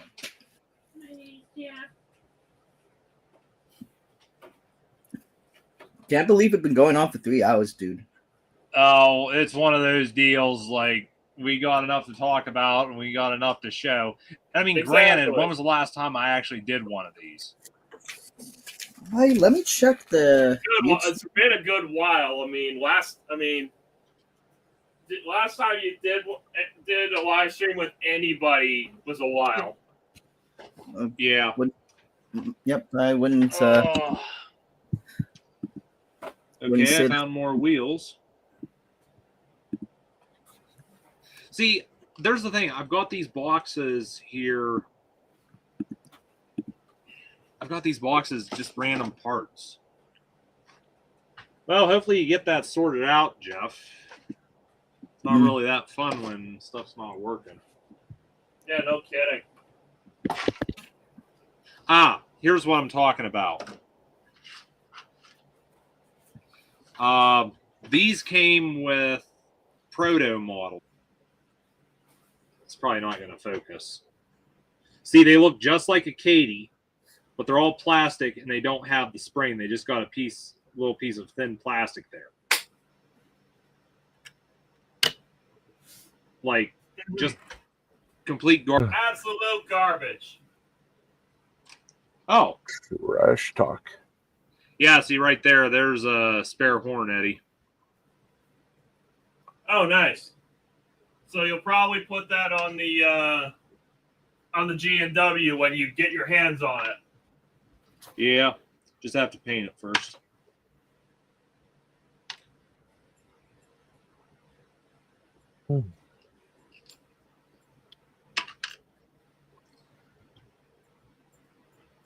Ooh, I mean, nice it amazes too. me some of the garbage I hold on to.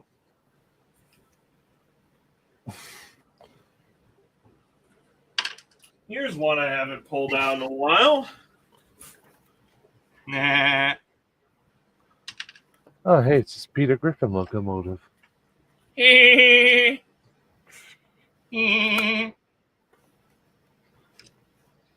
know, they say Mike Tyson once beat up his own wife, but there's nothing funny about that. Squeeze. Well, remember, it was thanks to Peter Griffin we learned the most important thing when it comes. Hey, Ethan, how's it going? And that lesson Ethan is Johnson, how are you doing today? What's up, Ethan? Actually, I think this might be a split chassis, so I don't run this too often. oh, Wow. Okay. What? I'll tell you, Mom, I said thank you very much for the kind compliment. See, Train Man knows how to get the ladies. I need to take notes right now. What? Well, I'm sorry. thank you. I'm completely missing what's going on here. What? You don't need to know. Hey, You're Michael, too young, Eddie. can you hit me up? I'm gonna need to take some classes with you. Oh, he crashed. There we go, Michael. Opportunity is knocking. Good lord. Oh. All right. Inglenook number 4, I think. So I'm gonna get this number.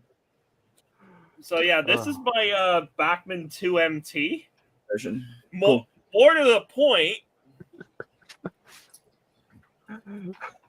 this is the same one that DCGB 12 actually has. Nice. The same guy who did Jimmy the Genty. Yep. No. Cool. Jimmy the So Genty. yeah, this is Ivan. This is Genty. I'm Robin. Intentional. I mean, I just found that really funny when I later found out. There you go. That's pretty cool. I'll flip the camera over. But yeah, the main reason I got this was because I wanted to make it into Arthur. Mm-hmm. But when I found out that's the same number that DCGB 12 actually has, I'm like, yeah, you know what? Maybe I'm better off getting another one. And might as well. This is the neat version. All right. Let's see. How am I going to do this? And this is the old, I believe this is the old split chassis design too. So okay. Split because chassis. of that, I'm not too keen on it. Who is, honestly? I don't know. I got way too much part stuff. We all do. That's like several boxes, like just parts. I mean, and some of this stuff, I know for a fact, some of this stuff is to models I've currently got torn apart, but everything's just thrown together. No, actually, back in the day, I used to buy hordes of like broken Trackmasters and parts, and I fix them up, paint them up and fix the cosmetic parts, and I sold the duplicates on eBay and kept some of the models. I mentioned this because although it's not model trains, if I have a giant box of Trackmaster sitting around, still waiting to get worked on, that I never got into. Mm-hmm. Yeah, someday. Yeah, for sure. Most of it's stuff I'm keeping in my collection. I decided to get to it. I'll be later. honest with you. This was back when I was still doing a lot of 1/64 scale stuff. I had a bunch of things. They were projects I started. I got so far with them, or they were things I tore down to start and just never did anything with. There was one day I just took a bunch of stuff and just threw it in a box, took it to a show, sold what I could, and then I just threw everything else in a big lot on eBay and sold it. 1206. No, I still got that one. You just haven't touched it in a couple years. A couple. That's an understatement. You need to fit. I mean, if you're not gonna finish that, man, you need to sell it off. I mean, who's gonna want a 1206 in S gauge? You'd be surprised. There probably is gonna be people. There probably is going to be unstoppable fans who do model an S gauge. Yeah, I'm telling you, I've been surprised, like the prices some of that stuff pulls on eBay. Like there was one guy, I'm trying to remember, I think he had 777, 767, 1206, and he might have had one of the lash up locomotives. Those I think were like 600, 700 something starting bid, or 1,000 something, and to buy it now. It's like, jeez. I would like to at some point make a 1206, but I don't know. I got too much other stuff on the bench. Unfortunately, time is something I just don't seem to have a lot of these days. Yeah, you're not the only one, man. I mean, it's kind of one of those deals when you're trying to juggle work and everyday life. Oh yeah, no, I've been there. And then by the end of the day, you're just too damn tired to do anything. Yep, that sounds familiar. That's for sure. Definitely sounds familiar.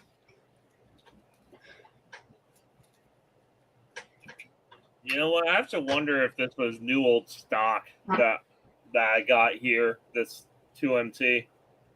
There's that other locomotive that has no motor in it. Uh-huh. See, that's a blue box shell on a ready-to-roll chassis. I bought this mainly because I want to make another Buffalo and Pittsburgh locomotive, but I want it to be a leased unit. Interesting. Makes sense.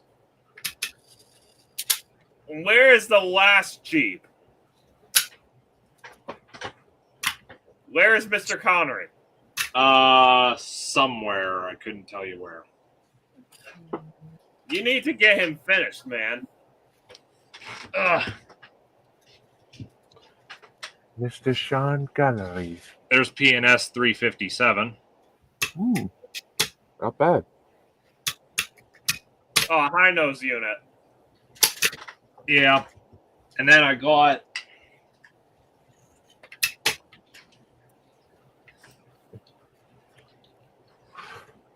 this is as far as I got with PNS number 10. Oh, chop nose unit. It's one of those deals. Excuse me. It took so damn long to do this because basically I had to try and cut. I couldn't just cut a straight line and that was it. I had to basically go in, cut so much, and then do a 90, cut there. And really this was all done with an X-Acto knife, which took quite a while. Some people suggest using a jeweler's saw, but I don't see how you could keep it straight. But it was one of those deals. Once I got that done, I was kind of thinking to myself, it's like I might as well try to get another GP10 or a GP7 and do this to that. I might as well do them both at the same time if it's going to be this much work. But I would really like to have both the 10 and 11. The 357 would definitely be the easiest because really there's no modification that needs to be done.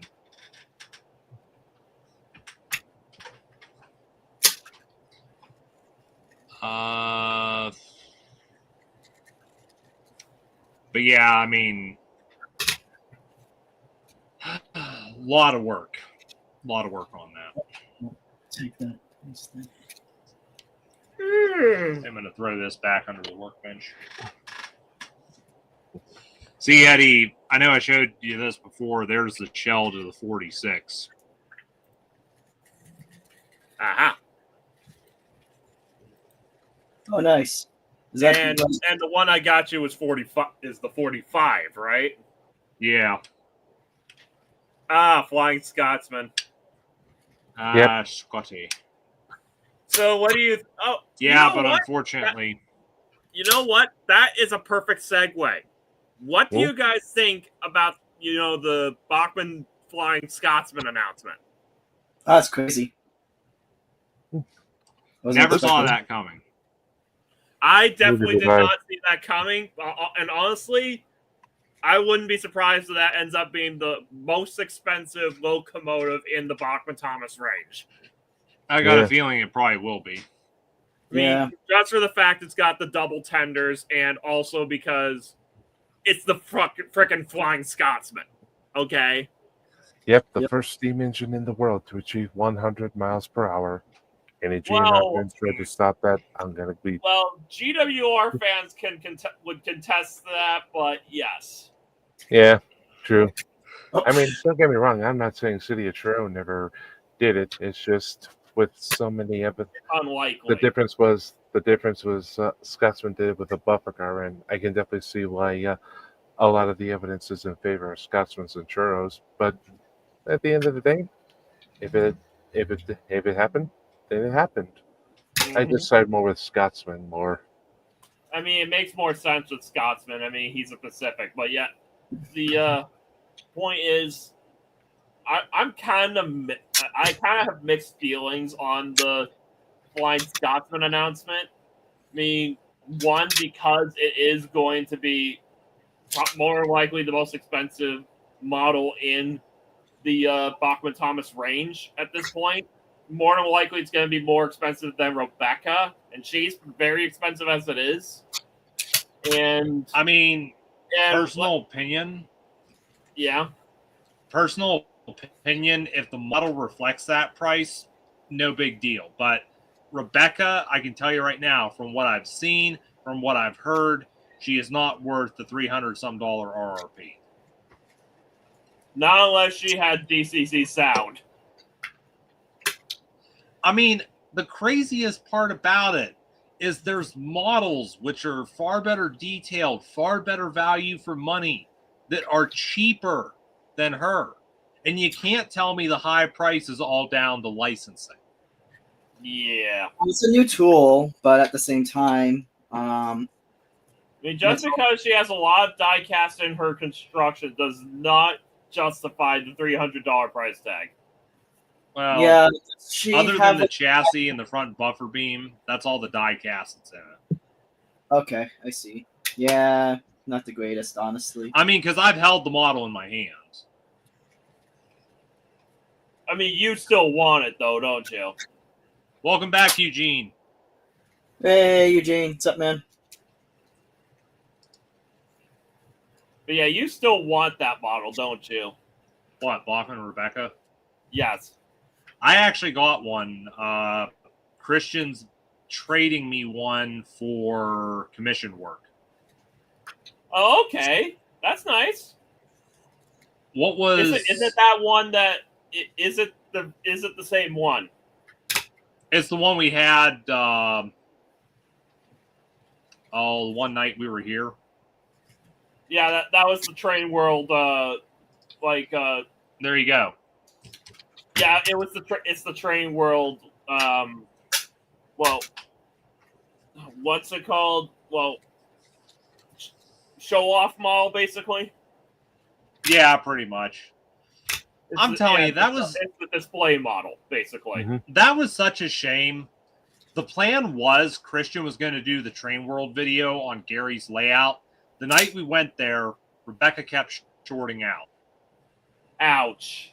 That's annoying. Just would, for whatever reason, there was, I'm guessing, too much resistance. Because you can run analog locomotives on digital if you have the proper system. But for some reason, she kept shorting. And, you know, it was one of those deals. It's like, it was just a bummer, you know, because I had brought along a bunch of my rolling stock because the plan was to hook that up to her. But yeah, that's just a shame.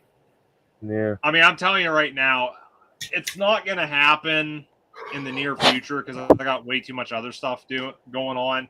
But with Rebecca, definitely want to install DCC in her. And I also want to attempt to put tender pickups on her because the model clearly needs them. She definitely needs it, yeah. However, in terms of recent, sorry. Just going back to Flying Scotsman for a bit here. I mean, you were talking about this before the stream. Like, you were talking about this with me when we found out about Flying Scotsman. Yeah. We're very certain it's going to be based on the bad CGI rendering. Yeah, I know it will be. I bet you. So that means I'm kind of figuring tenders are going to have the six wheels rather than the 8. I mean, I'm figuring the tenders are definitely going to be a new tooling to accommodate the 3 axles, but I'm almost certain the loco itself is going to be a modified Gordon tooling. Yeah, it has to be. I mean, because I'm assuming that's why Bachmann went with Flying Scotsman in the first place, because some of the tooling was already there. Correct. I mean, let's face it. I mean, we've already seen that they're not, above reusing chassis. Because look at the brand new Stanley. That's reusing Thomas's chassis. Yeah, but I don't think Stanley's too bad though. Yeah, but they could have at least gone with updated wheels though. I will make an exception there. That is something I would have liked to have seen. Yeah, I mean, granted, I still have plans. I still have plans to get Stanley regardless. I mean, honestly, after seeing him at the NMRA show, I'm kind of in the same boat. Also, that is a very nice looking Sierra Railway number 3. Well, thank you. It's not bad. That looks really nice. I hate to say it, but I think it puts, the one Corey built for me to shame.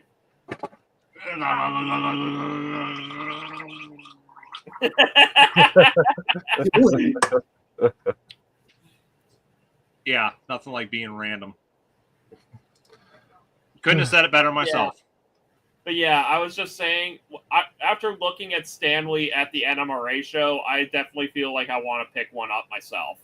That's the thing too. There, you have the privilege of seeing the model in the flesh. I haven't. Yeah, it is really nice looking model. But I'm telling you right now, like Stanley is definitely on my, because I think Train World only wants like $99.99 for him. I don't see that as a bad price, really. Oh, definitely not. No. Yeah. So it's like, Stanley's definitely on my to get list. I mean, among other things. Oh, yeah. On the opposite end of the spectrum, I don't think Ryan is worth the price. I mean, I think Christian was actually selling his Ryan at one time. Fender, her favorite color is purple, and of course Ryan's purple. But nice. I just, partly need it. And I mean, you gotta understand, I bought her a Bachman Rosie for Christmas 2 years ago, and the thing is still hanging on the wall in the bedroom in the packaging. Oh, Funny. We got a funny thing. Who wants to do it? See the shunting puzzle with Gordon? Who wants to see that? go ahead if you want to. I know it. Why not? See, Yeah, I sure. have a day. If you gain triggered, I'll do Toby. I promise. SC60. AMD SC60. Yep, the Triclops. Former This- Brother. This was a recent release by Athearn. They just got these out in December last year. But, this is for the Buffalo and Pittsburgh. She wanted one of these just because where she used to work, the Buffalo and Pittsburgh would go by, and she always saw these trains. Oh. But it's one of those deals. This is like a $350-some model. And her thing was, I just want to buy it, keep it in the box. It's like, why spend that kind of money on something just to leave it set, Exactly. Okay. I'm telling you, this model is beautiful. I've actually got a video on the channel of it running that you can check out sometime. Lighting on it's great. Sound system's great. It's even got the bearings actually roll. Oh, Nice. Nice. okay, that's indeed. cool. That's something you don't ever see in HL. Yeah, mostly you see it on rolling stock. I mean, I'll be honest with you. If I had my DCC system set up, this thing that sucks about not having a actual layout. I would love to power this thing up right now for you and just show you it running. But unfortunately, yeah, this thing's beautiful. I'm really That's looking all? forward to actually having this in DCC. So This this is there's a nice looking engine. there's an interesting topic for you, and I've touched on this on several occasions. DCC, okay, it was something I never saw myself getting into for whatever reasons. Maybe I just When you were younger, maybe I just didn't think it was necessary. But DCC, it's something that I think does divide the model railroad community, because you have these people who like DCC, they praise it, they say about how great it is and what all you can do with it, but then you just got these other the people. other people who say that it overcomplicates the hobby. Yeah, I actually knew a guy, that was his. I don't want to go into a lot of detail here because I don't want him to know I'm talking about him, and I don't really want to name him and shame him. But Sure. his thing was DCC, it overcomplicates the hobby. You didn't have this kind of technology back, many years ago. And, I understand where he's coming from. DCC, it definitely has a learning curve. I've been playing with DCC for, I think, 3 years now, and I know a lot.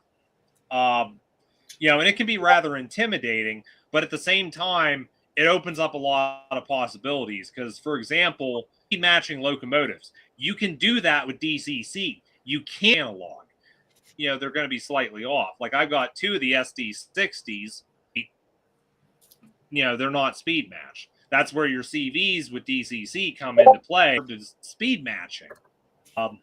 Al, with his, he can actually get it to where when you apply the brake, the brakes come on to all the locomotives in terms of like the sound effect and what. It's one of those deals with DCC. It's a learning curve to get it to work, but someone told it best. I think someone said it best when they told me, "Don't denounce something you don't understand." And I think that's the biggest problem is you get these people who don't understand DCC. They're set in their ways that it's a bad thing, and sometimes you just got to pull the safety blanket away and give it a try. Yeah. That, honestly. When I first got into it, it was rather intimidating. It was definitely something, I'm thinking to myself, it's like, this is difficult. I'm having trouble trying to program CVs. I don't know but it's like you go online, like Soundtracks, for example, and I'm going to give a shout out to George from Soundtracks here. I doubt he's ever going to see this, but whatever. I was actually able to call him on the phone, and if he wasn't there, he would actually call me back, and he would give me information on programming sound modules and such, and CVs and what have you. And, it helped to alleviate some of my fears. But, it's one of those deals, like I said, sometimes you just got to get your hands dirty and give it a try. Exactly. Yeah. I think that's the lesson for today, folks. Oops, not that. And I do apologize if I was rambling there. You're You're fine. You're You fine. But yeah, this might be your last one for the day, Douglas. No, yeah, of course, right. I mean, if it's okay if we stop halfway through. I'm just having fun. That's all. I will say, I'm going to do this next one, but I'll just bring him back. All right, come on. Get back here. Look pretty for the camera. There he is. Gotta say, this one, if I were to focus on it. And it's out of focus. No worries. There we go. Definitely one of Bachman's in N scale. I am so excited for Henry, actually. If this is what Gordon looks like, oh boy, I'm looking forward to that version of Henry. Gorgeous. And all of this is metal. Percy's has plastic pieces for the valve gear, but all that moving parts is metal. That's really impressive, honestly. I just gotta get some coaches. I just pray and hope that they don't reuse Graham Farish tools for those. Though from what I've heard from Thomas Tuesday, that may be the case. I don't know, Christian, you can vouch for that or something, but it's okay if you can't. Anyways, Gordon's nice, and he's out of focus again. Let's fix him. Wah, wah, wah. Yay, kinda yay. No. Thought I had one. But yeah, I've always wanted a BL. I wanted a BL2 for the longest time, and I'm really happy to finally have one. Yeah, I'm gonna be right back, guys. Gotta take care of one more thing. Alrighty. Again, this thing just looks very nice. It's got a very unique style and shape to it. I mean, it's made by EMD, and it's kind of like the very weird crossover period between the old streamliners and the more contemporary car body design. Mm-hmm. But unfortunately, with the way it's designed, it kind of got the drawbacks of both designs. It does not have very good visibility. Yeah, I think the nickname for it was Utilitarian Ugly Duckling. Well, I definitely do not think it's ugly. Neither do I. I think it's a great looking engine. Definitely is. What are your thoughts on the BL2, Corey? I think it looks good. I mean, back in the day, everybody was calling it the ugly duckling. So, I mean, I guess you might say it's an acquired taste.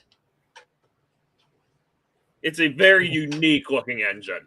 Yeah, I mean, this was this was a pretty early EMD design. So, well, it definitely seems to have like that streamlined design to it. So, yeah, it's kind of the idea was it was kind of a crossover thing between the old streamlined designs and the more contemporary car body design. yeah, because you can kind of see the car body when you look at it back here with the shape of it. You can definitely see the car body influence in the back end here. Yeah. Yeah, But it definitely when you reminds look at me. the front, it definitely looks streamliner. I mean, honestly, it reminds me of like the 1940s Mercury. Kinda, yeah. Because, you know, you had, because you didn't actually have wheel wells at the back. And that's kind of what I'm seeing there. Mm-hmm. But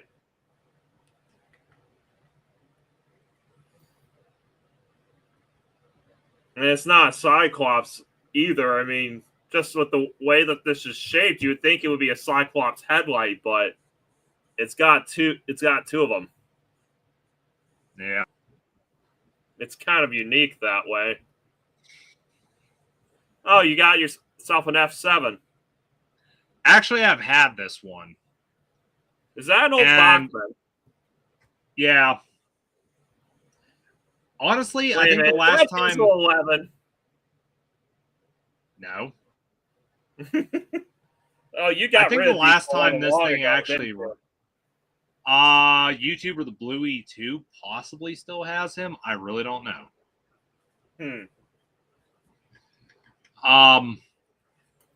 But no, I think the last time this thing actually ran was when I was cleaning track at Doolittle's on the Hogwarts layout. Gotcha. And you can basically see it's been sitting for a while. The big problem and the reason it sat is it has no couplers. That and it's analog still. I mean, I'll be honest with you. Sorry. I'll be honest. If I was going to upgrade this to DCC, it's not a high priority. I mean, you could put new couplers back on it. That's not a big deal. Yeah. The only thing is I'm going to have to fight to put them on.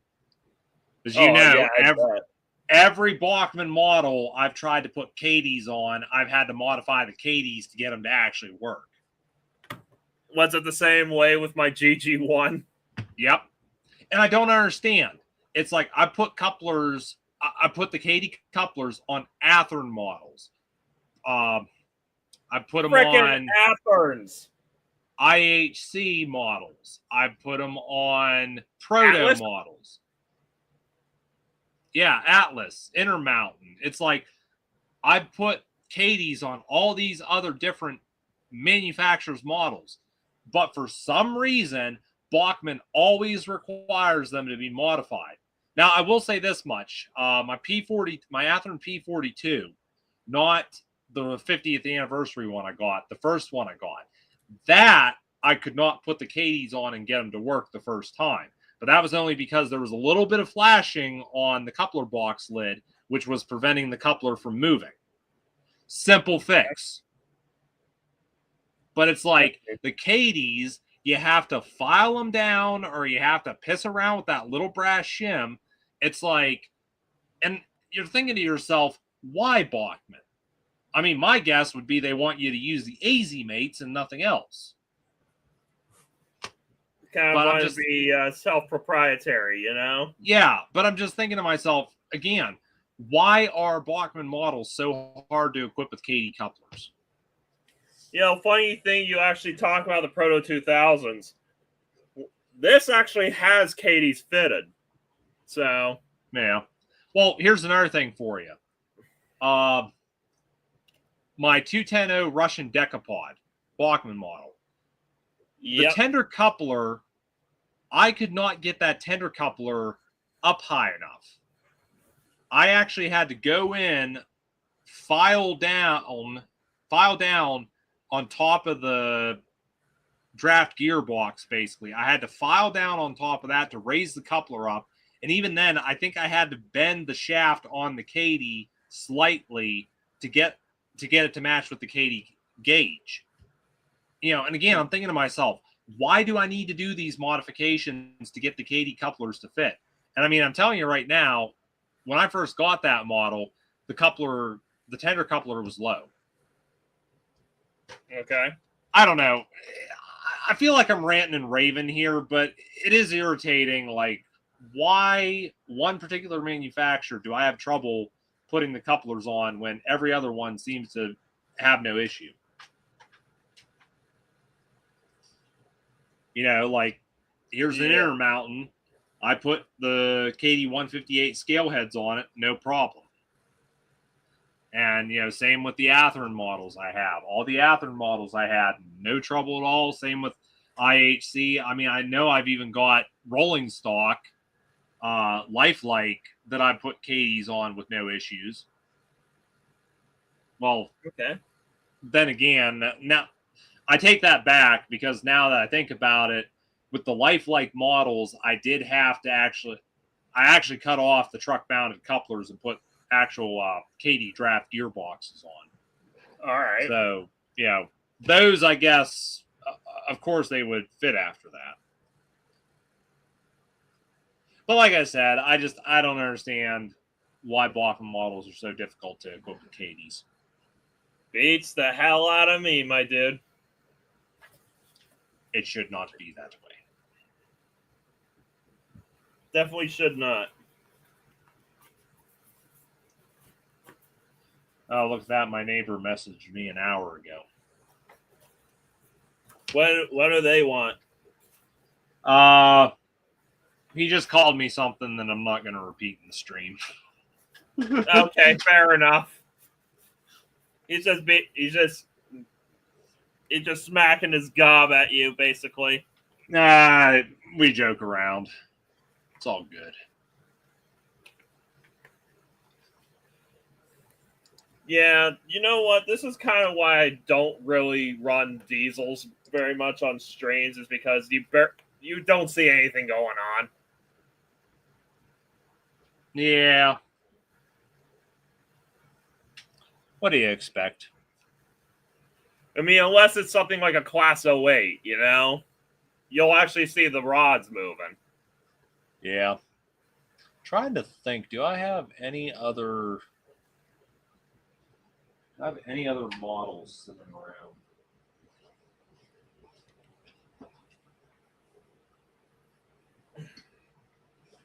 But yeah, I think this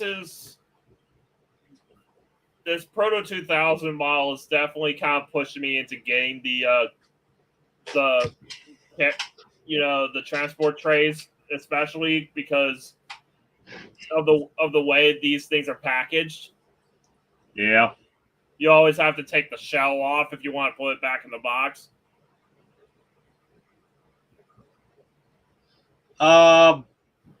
Actually, I don't think you have to do that. Or From maybe what those I've- boxes from are. what- well, for mine, it works that way. Because I've seen some of them. If you remove the foam insert, you can actually just stick the whole model in. Sorry, guys. I'm back now. Welcome back. No, I'll probably let me take a look here. You mean this foam insert, right? Yeah. I think if you pull that out, you can actually fit the whole model in there. This will be the last one for today, guys. This one. And after that, we should probably call it a wrap. Yeah, I mean, it is almost, well, it's like one minute till 11 for me. Nah, For me, I'm chill. nah, Since it's not gonna let me. I mean, I don't want to snap off any of the detailing. Yeah, I know what you mean. That's why I like those foam trays I got. okay. Let's see. Yes. Nice. Making sure that Yeah, Betsy Ross and I think Well, we- at the moment, they're just 1775 and 1776. I didn't put the names back on them. I think we're good, Yeah. right, guys? Cameras in focus. But yeah, I mean- I don't mind continuing for as long as we're able to. Well, I got to go get a shower and head off to bed at some point. That'd be a good I idea. mean, that's fair. Kind of funny. I packed these up I think close to a month ago now. I packed these up because I was going to go over to the Clarion Club one evening and I didn't. Ugh. And You they know what? This basically smells like old oil. sat in the box since. See, What happened those to- that horn kit I was showing you? Right Yeah. there. Dang. Although I did have to, I basically soldered some brass pieces together to make basically a mount that the horns sit on.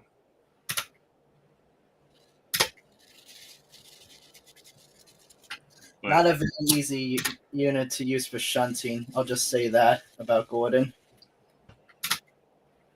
I mean, he's an express engine. He doesn't shunt. Tender engines don't shunt. He's probably dying on the inside right now. Yeah. Well, yeah, of course he is.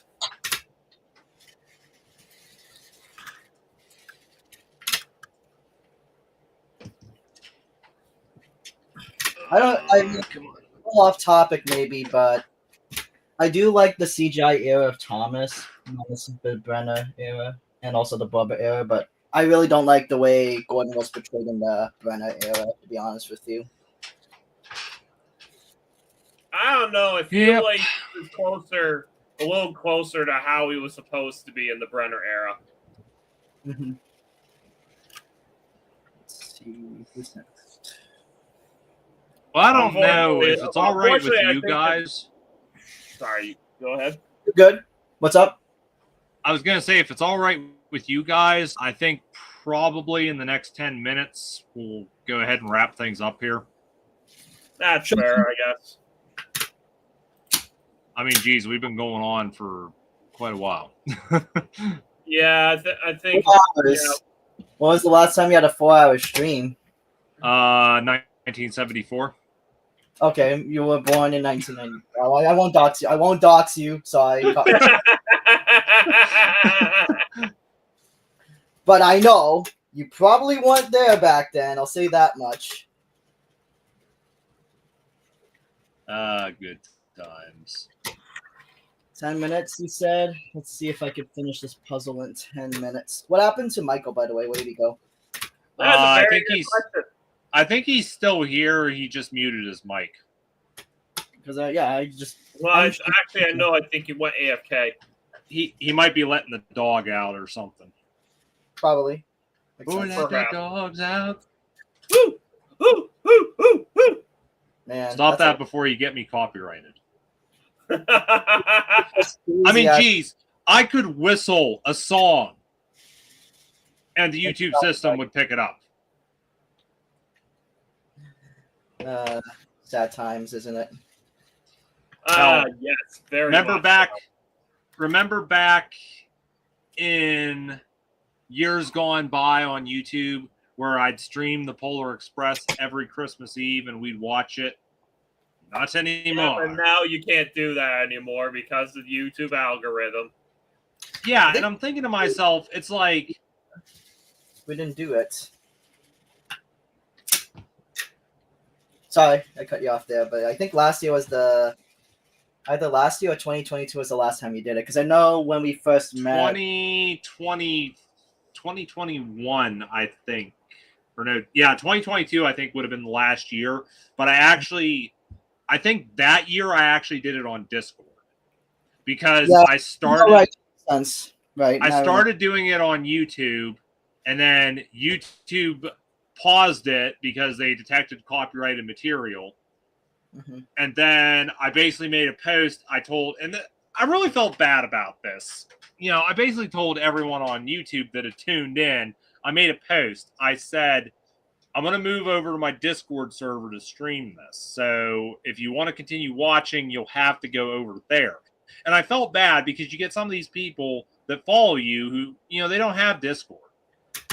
Yeah. Or, they don't want to join the server or things, so I feel bad because they miss out. Right.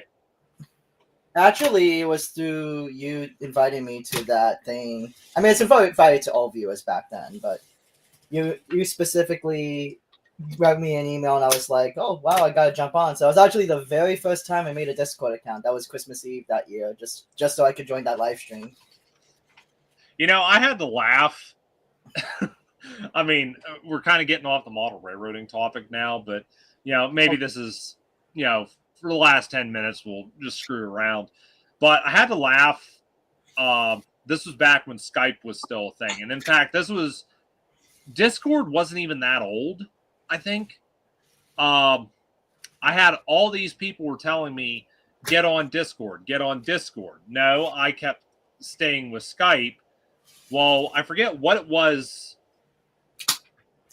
I forget what it was, but basically there was a lot of people were switching over to Discord because Skype was on a downhill decline at that time. I know.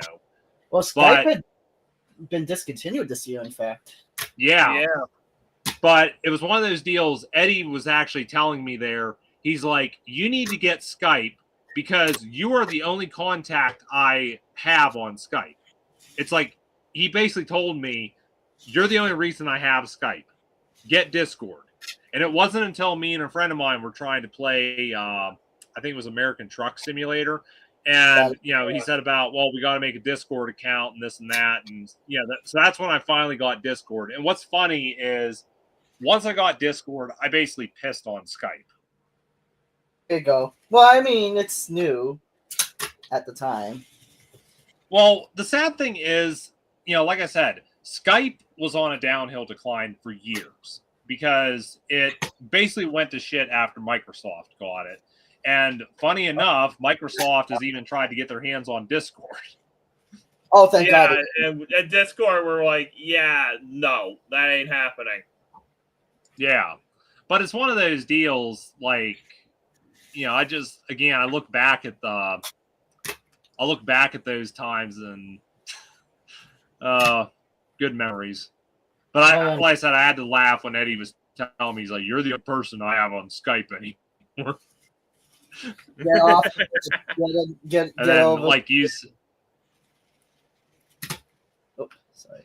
said, it's almost unbelievable that this year Skype's gone. Yep, but in a way, I'm glad Discord was a thing, and I'm certainly glad I jumped on that fateful Christmas Eve because honestly, I had a lot of. Yeah, I mean, I'll be honest with you. I wish more of my viewers would try to connect with me in that way. Maybe some of them are just a little reluctant to because, probably for the same reason I don't reach out to some of the higher ups that I watch. You kind of figure to yourself, well, for example, let's Jim Zim, if you ever saw his channel. He's a really great guy. I've reached out to him a couple times. In fact, I just reached out to him here about a month ago. I don't want to say what it was because I don't want to give away anything to anyone that might be watching. But I had some questions for him, and I knew that he was the guy to talk to because he had actually been in the business for years. And he gave me a lot of insight and information into, what I was doing. And he's like, he basically told me, he's like, well, these are the things you want to consider if you want to go this route. And, this guy has 480 some thousand subscribers, yet he was able to take the time, send me an email that wasn't just a copy and paste job either. Same could be said for, unfortunately, he's no longer with us on the network, but the YouTuber Bare Metal HW, another guy which has well over 300,000 subscribers, and the fact that he would actually respond to my comments, the fact that he would answer emails I sent, the fact that last year I think it was, he even sent me stuff, really great guy. And it's something there I feel a lot of YouTubers need to understand, these higher up YouTubers, these people that got hundreds of thousands, or close to 1 million subscribers. I wish, and I understand you can't do this with everyone because it's next to impossible, but it's you need to understand, and there's a saying that I myself have, lived by while I've been on the YouTube network, and that is no matter how big you think you are, stay connected to your audience. But it's like there's a lot of YouTubers out there who just don't care. They look at their subscribers, or they look at their followers as numbers. You know, they don't look at them as individuals. And I like these YouTubers who, again, they don't do it for everyone, because doing it for everyone is basically impossible. Right. But they do it. Those who have they try to, like I said, stay connected with their audience, do things for their audience. Another example, Marty's Matchbox Makeovers. He sent me a Christmas card there, I think one of the very first years that his channel started to take off. And I wouldn't say he did that for all of his subscribers, but he probably did it for people who had sent him stuff or, reached out to him for help, things like that. Put it this way, if he had your address, he probably sent you a card. That's really sweet of him. Sound like a really awesome guy.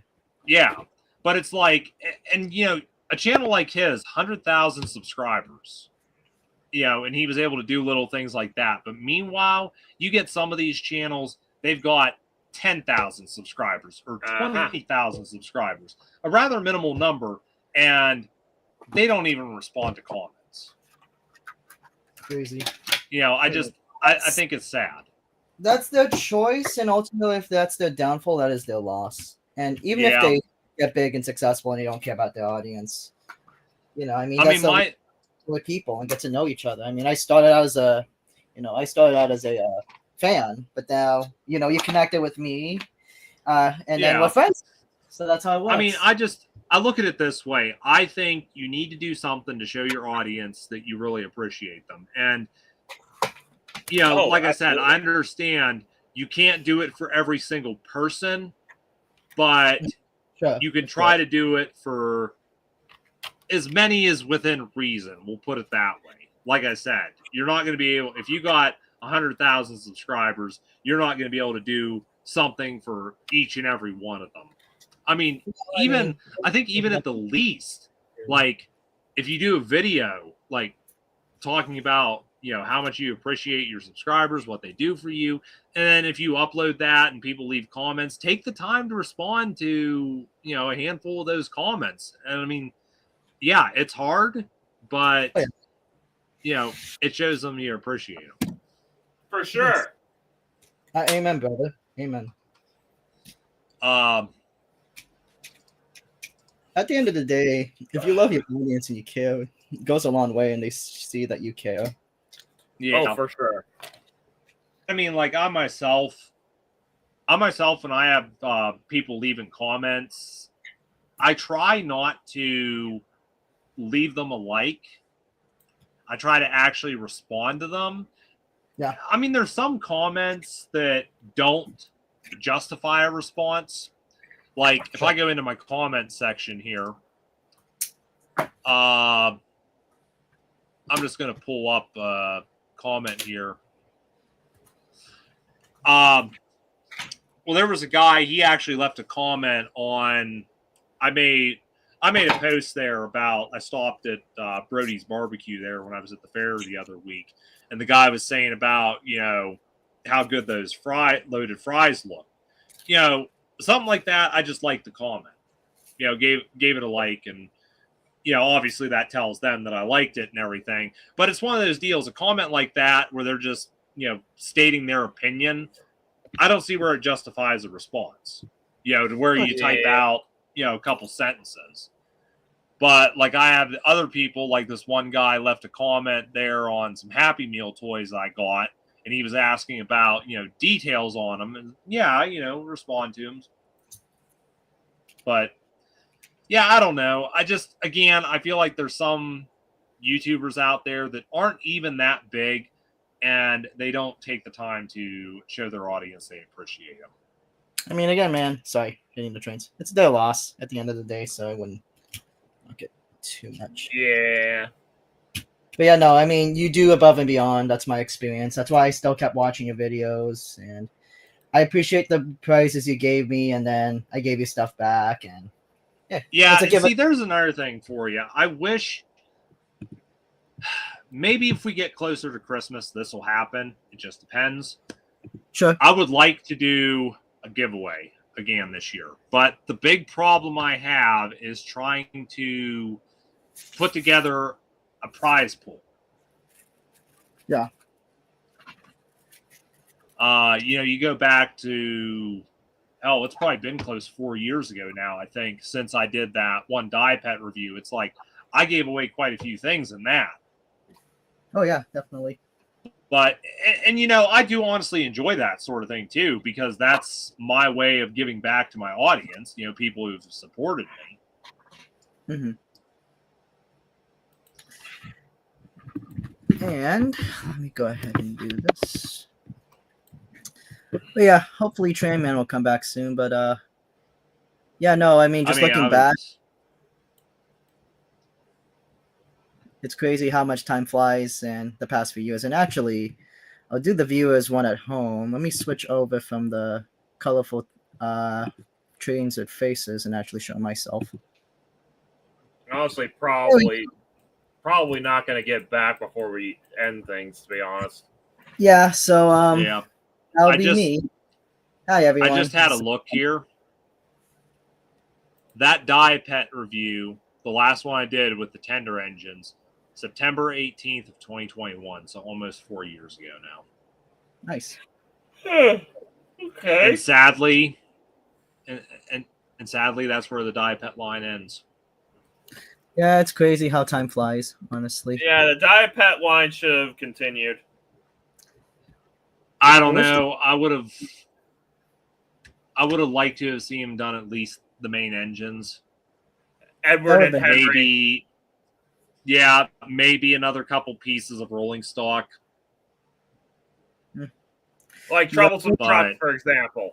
Yeah, that'd be cool. If they'd have done some Troublesome Trucks, but I don't know. I've heard numerous reasons why Diapet was discontinued. Some people say they were too expensive. Some people said about they weren't actual models, I guess, was another reason. But it's like I'm thinking to myself, I've had the Diapet models, and I think for the most part they are worth the money. I think I have a couple, and they were really high quality. I really enjoyed those. I myself could not believe they actually worked on S-gauge track. Like, I don't know if they were. I don't know if that's what they were planning on, but it's like I could not believe they actually worked on S-gauge track. Mm-hmm. In fact, there was it would have been the YouTuber Jacob K. He saw my Diapet review. He actually went to American Models and bought some of their track just to go, just to have a way to display his Diapets, I guess. So, I mean, in American Models, their track really isn't that bad. You pay, what is it? I think last I checked, it was like $12 for a 3-foot piece of flex track. Now, your switches are a little more expensive at, I think, like $46 a piece. Hey there, Ricardo. Continue, bro. Yeah, we're kind of getting ready to wrap things up here. Just trying to figure out where Trainman got to. Yeah, hopefully he'll come back in time.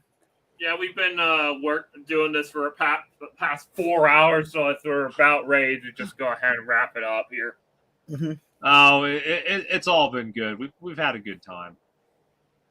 I sure had a blast. Honestly, it was fun. Oh yeah, look at that, 3 ugly guys, and yeah. Nah, Eddie, don't do it. Yeah, don't do that. That looks wrong. I was crying. But no, I just realized you had the YNLG scale James up there.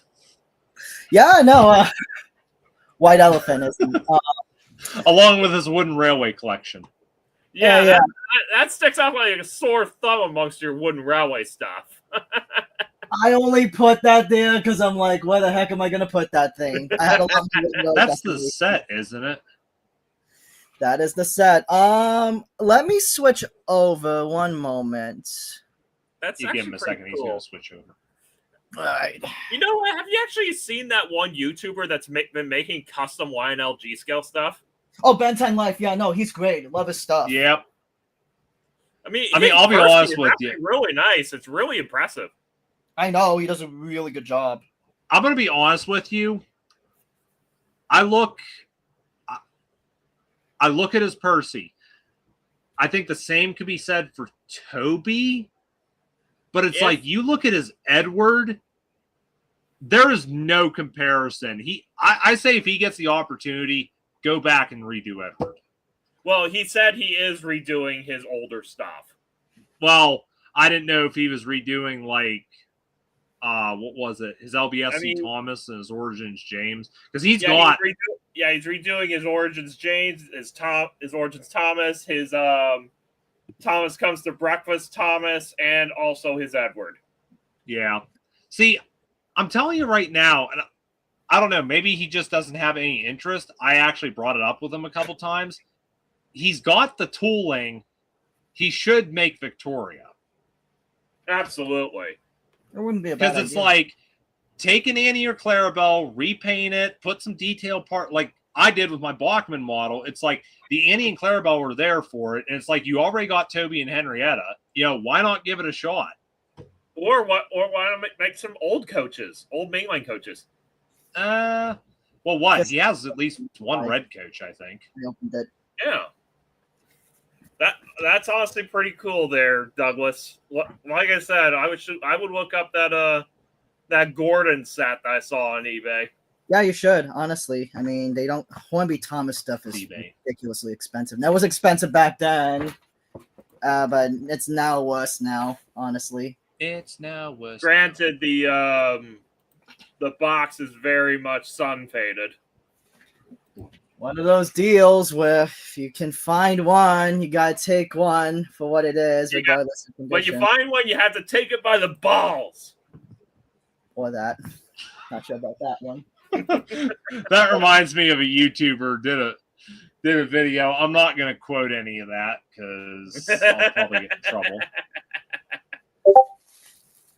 Funny. Grab him by the. Oh, Corey. Then he's just there like, oh, I need to take my rage out on something. There you go. Let's not. Oh, Percy set too. Which one? Percy set too. Sure. Where did you go, Michael? C. Thompson Gordon. There's probably like a 2022 Percy behind me, something like that. Anyways. Oh, you're looking on eBay. Well, try to wrap things up. Hopefully Sandman will come back in time, but otherwise, to wrap things up. Yeah. Oh, yeah, the early Ertl. Not just an early. That's trademark information on the back. He's actually going to pack that up and send it out to me. He thinks I'm a worthy collector for that. That's a hard sell. That's a very hard sell, man. Because if you look at the back, come on! I thought you were my biggest fan. Well, I also have a big collection, and I keep the best pieces around. You know what, Douglas? That's it. You're off my #1 fan list. I'm putting Nora there instead. At least she appreciates me. I'll be your #1 fan. That and she's cuter than you. She deserves it more. By the way. I mean, I'll be honest. There is something for you. I am curious who is my top fan. That'd be pretty cool, honestly. Sadly, I cannot access that until I have at least 5,000 subscribers or more. That's annoying. But they do. YouTube does have a statistic you can access that basically shows who your top fan is based on engagement and that sort of thing. Mm-hmm. Okay. Now, I know who's my top fan on Facebook because it gives me that information, but that's on Facebook. As for Discord, well, your guess is as good as mine. Discord's just more of a place to hang.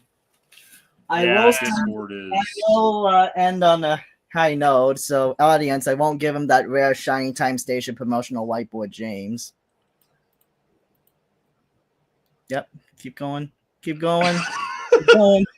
Keep going. Almost there. Yeah. I'm sorry, I didn't know how this worked. Beautiful. I will give him this though. He'll probably see this in another unboxing video. So. Oh, I don't want that. I want the Trevor and the Mavis packaging. I don't have that. I don't know who had it though. I actually got a photo of it here. Give me a second. I'll actually pull it up. Oh Go yeah, for it. Since I can. I gotta find my folder. Yes. There we go. And A lot of rare little pieces. I still don't have that. That's kind of frustrating to me. what this? Yeah. oh, that's the one you got at Nationals. Yeah, I got this for Corey. Nice. This guy very chewed up front end though. Yeah, okay, but it's the face that counts. Yeah, it's the face that counts, and the What pullback is it? mechanism. Is it Watso's Workshop? He recently did a Magic Railroad Thomas, and he used that face. Turned out pretty nice, I thought. I think so. Oh yeah, pullback birdie too. Honestly, these pullback models are so much better than the regular ones. Oh yeah, the faces are a lot better on the pullbacks. Come on, there it is. Yeah, imagine if they did that for the original Erda line. That would have been cool. Yeah, I got both of these for Corey as well as this Duncan that was there too. Nice. Oh yeah. So what is this going to be a custom for you then? I'd like to use that for Railway Series Duncan. I'm trying to get all the characters. That way I can paint them all at the same time. I really wondered who got that because that's honestly really cool. Well, here's the funny thing for you. This was years ago. That was in a listing on eBay, a bulk listing. And I saw that and I'm thinking to myself, it's like, factory error. But the crazy thing was somebody bought that bulk listing and it was like a week or two later that Mavis was listed by itself. How much apparently they charged a pretty penny for it? I don't somebody remember. ruined basically ruined the resale value. I don't know. It's one of those deals. I got to thinking to myself, it's like I should have picked that up.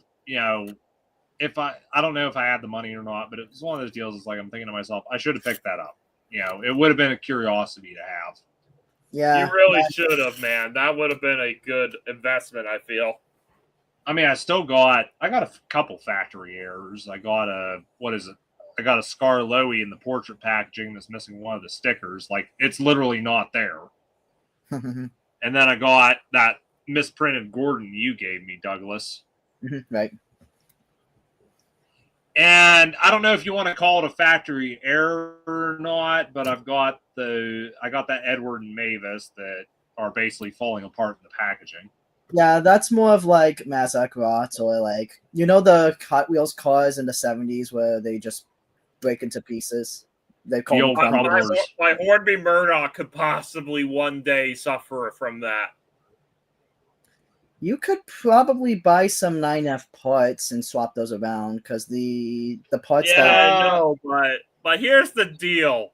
Here's the deal with that, Douglas. Model railway collectors are going to want originality. But if it's the chassis turn into dust, then it's functional. Yeah, that ruins the value regardless if the thing is complete. I mean, at that point, if the chassis does end up falling apart altogether, at that point, maybe it's worth pissing to replace everything. But it's better to actually have all the original pieces. Caleb Train actually sold his Hornby Murdoch recently. How much did it go for? Last I knew, it was up to like $15,000. I don't know if it 1500. went because honestly, I believe that thing was like he ended up relisting it because no one wanted to pay $14,000 for it. Can't But say yeah. that I'm surprised. People just have the ambition to win, but they don't want to show up and pay for their price sometimes. Yeah. At that point, it's like, why the heck would you even bother? Yeah, some people are special. You know, I kind of wish I Oh, actually man. got these when I was younger. All right. Well, I don't know about you, but oh, okay. Is Train Man back? Nope. Aw. Nah. Well, I don't know. it's up to you, Corey, but I'm ready to pack my bags and. I mean, I'm guessing, like, I'll be honest with you. I'm ready to get a shower and go to bed because it's like almost half an hour till midnight. Yeah, for Um, me, it's 3 more hours, so it's only going to be 9 o'clock soon. Yeah. I mean, I'm going to say, unfortunately, we're probably going to have to wrap things up here without Michael. Unfortunately. But I don't know, are there any closing comments or remarks that we want to make before we wrap it up? Mm-hmm. The BL2 is the best diesel locomotive ever built. Oh, yeah. Pretty. That's opinion. I think one more time, I'll just show my stuff. One more time. Well, not really. It was, well, I say that, and it actually ended up being a commercial failure. So. Yeah. At least it makes a gorgeous model. Oh, yeah, absolutely. Mm-hmm. Yep. I pretty much own the N-Scale Thomas line. I'm just missing Scruffy for those watching at home. I love that AW Dry & Co. I love that one. So classy. Yeah, I got this from Buggles Kelly Station. Oh, nice. Very cool. As along And I got Jen. Along with 3 of these. Nice. Now, did that Buggles Kelly got these custom done through Dapple, or how did it work? Well, no, he got ordered directly through Dapple this way. Okay, nice. Very cool. But yeah, this is based on one of Reverend W. Audrey's actual model. Very cool. From his flying kipper train. Okay. Yes. There we go. And one of these is going to be gifted to Corey. Oh, nice. Thank you for spoiling the surprise. Yeah, but at the same time, I need to give you incentive to work on these for me. So, yeah, on these 3D prints. Well, everyone, I had a fun time tonight. It was my first live stream. Everyone. So, was this your basically your first time on YouTube like this? Then. Yeah, well, I did a couple YouTube channels when I was young. I really wanted to get myself out there. I started off as wanting to be like a IC82 channel, but American. That didn't go through, but I did that. Yeah, IC82. I remember. Or you could be FPS Russia. Yes. There you go. I could honestly see Douglas as FPS Russia. I have no idea who that guy is. You're probably lucky. No. He'd be a Pokelord X. Wrong. If only I had a Bachmann model with springy buffers right now, it'd make my day. Springy buffers! Springy. You have that. Springy. I wonder what he's up to these days. Who knows? I know he's into like and stuff, and he did some cosplaying before. I know he was into My Little Pony when that was a thing. Yeah, Brony fandom was a big trend back then. Oh yeah, those were the days. We were all bronies at one time. I will say this, that is fact. I was a little bit of a brony for a while. Well, I'll be honest with you, and I mean, I know people are going to beat me up in the parking lot when I leave here. I honestly enjoyed Friendship is Magic because Lauren Faust was involved with the project in its early years.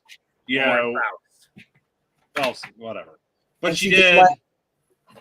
She did Powerpuff a Girls. lot of other great shows. You know, going back to the '90s, early 2000s. Mhm. But you know, it's one of those deals. If the writing is done well, then that's what makes the show good.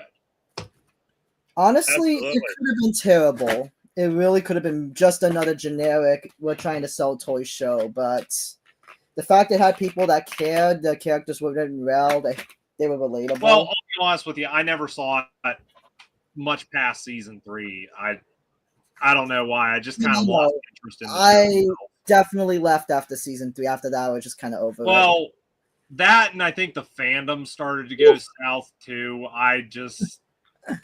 I'm so used to N skill. I hate to say it, Eddie. I'm so used to N skill now. I held up this IVET class, and that thing felt like a brick. I'm like, my God, this is heavy. The brick. And we have the beautiful I don't have Speedy brick Buffers. Speedy Buffers. Speedy. Okay, yeah, I get it. It's a realistic detail. Relax. I got James. That's as best as I'm gonna do. We all have moguls. We're all holding up a Be mogul. careful, man. Those things are not durable. Oh yeah, no, don't worry. I handle these things delicately. No, I was talking about Corey and James. Yeah. Okay, you trust me. Because the Bachman James's buffers are very flimsy. Oh yeah, no, definitely. These ones are metal. Almost feels like that should have a better spring in it.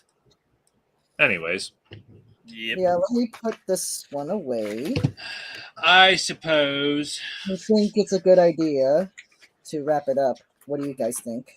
Yeah, I don't think Michael's coming back, at least not. Sadly. Yeah, it would have been nice to end the stream And with. I'll be honest. Sorry. Let me Go ahead. see. Oh, I mean, I will say this. It's going to be sometime this month. Maybe we get closer to the middle of this month. I do want to do another live chat. I don't know if I'll bring on the same guests or not. It just depends. I'm kind of like, there's some other users I'd really like to get in here, but it's a matter of getting in contact with them saying yes, and having our schedules coincide. Because you guys know this one here was over a month's worth of planning, and just within the last week we finally got together and said, okay, yeah, we can make this work. So Yep. I'm usually busy on Fridays, so summer hit finally, and I thought, you know what? Hopefully we can do this again sometime soon. Yeah. Well, I can tell you right now, Eddie, we're definitely doing a couple when you're here in October. That's definitely going to happen. Yeah, Speaking of which, I need to figure out what my schedule is and get back to you here sometime this week. Yeah, I need to know that as soon as possible, dude. I need to send in my request for time off like 2 months in advance. Yep. In advance, yeesh, that's crazy. And unfortunately, original idea was to do 2 weeks. My parents are insistent on coming, so it's only gonna have to be a single week. 1 week's fine. I mean, if we can get like Sunday to even Saturday, okay, fair enough. That's fine. That works. Yeah, they're gonna be home before the Saturday rush. Yeah. So it's probably gonna be at most Sunday to Friday. Friday morning, more likely. Decent. I mean, geez, if we can get like the majority of a week, like I think last year we only got 4 days, which we still did quite a bit in that time, but for sure. We can make stuff happen. And I would love to join another one when Eddie comes in October, but we'll just have to see what my schedule is. Usually I'm I wish I could have gotten to talk more with Terrence the Tractor 525 that one year. Yeah, that was just, I don't know. That was a let's just call it a That was disaster and leave it at that that. was a shiitake show all around. Oh yeah. I think he's I don't left. know. But Someday. that was I wasn't there, but it sounded like a bomb. But Yeah, it involved someone who we shall not name in this live stream. Yep. probably for the better. But anyways, I suppose that is going to wrap things up for this live chat. I want to thank everyone for tuning in. Thank you guys for your continued support and viewership. Also want to thank Captain Rolls, Douglas Rowe, and Trainman3985, who's no longer with us. oh, well. But he was. Want to thank them for joining me. Again, sometime probably the middle of this month, I'm going to be doing another one of these, and I'm probably going to try to schedule it a week in advance so you guys know ahead of time. Uh-huh. But I guess that is going to be it. Again, thank you all for watching. Thank you all for supporting me and the channel. Go check out Eddie and Douglas's channels as well if you haven't already. I don't know. There's maybe something over there you guys will like. Probably. But Yeah. until then, until next time, I want to thank you all for tuning in. We'll catch you on the flip side. Yep. Ta-ra, Right. Yugles.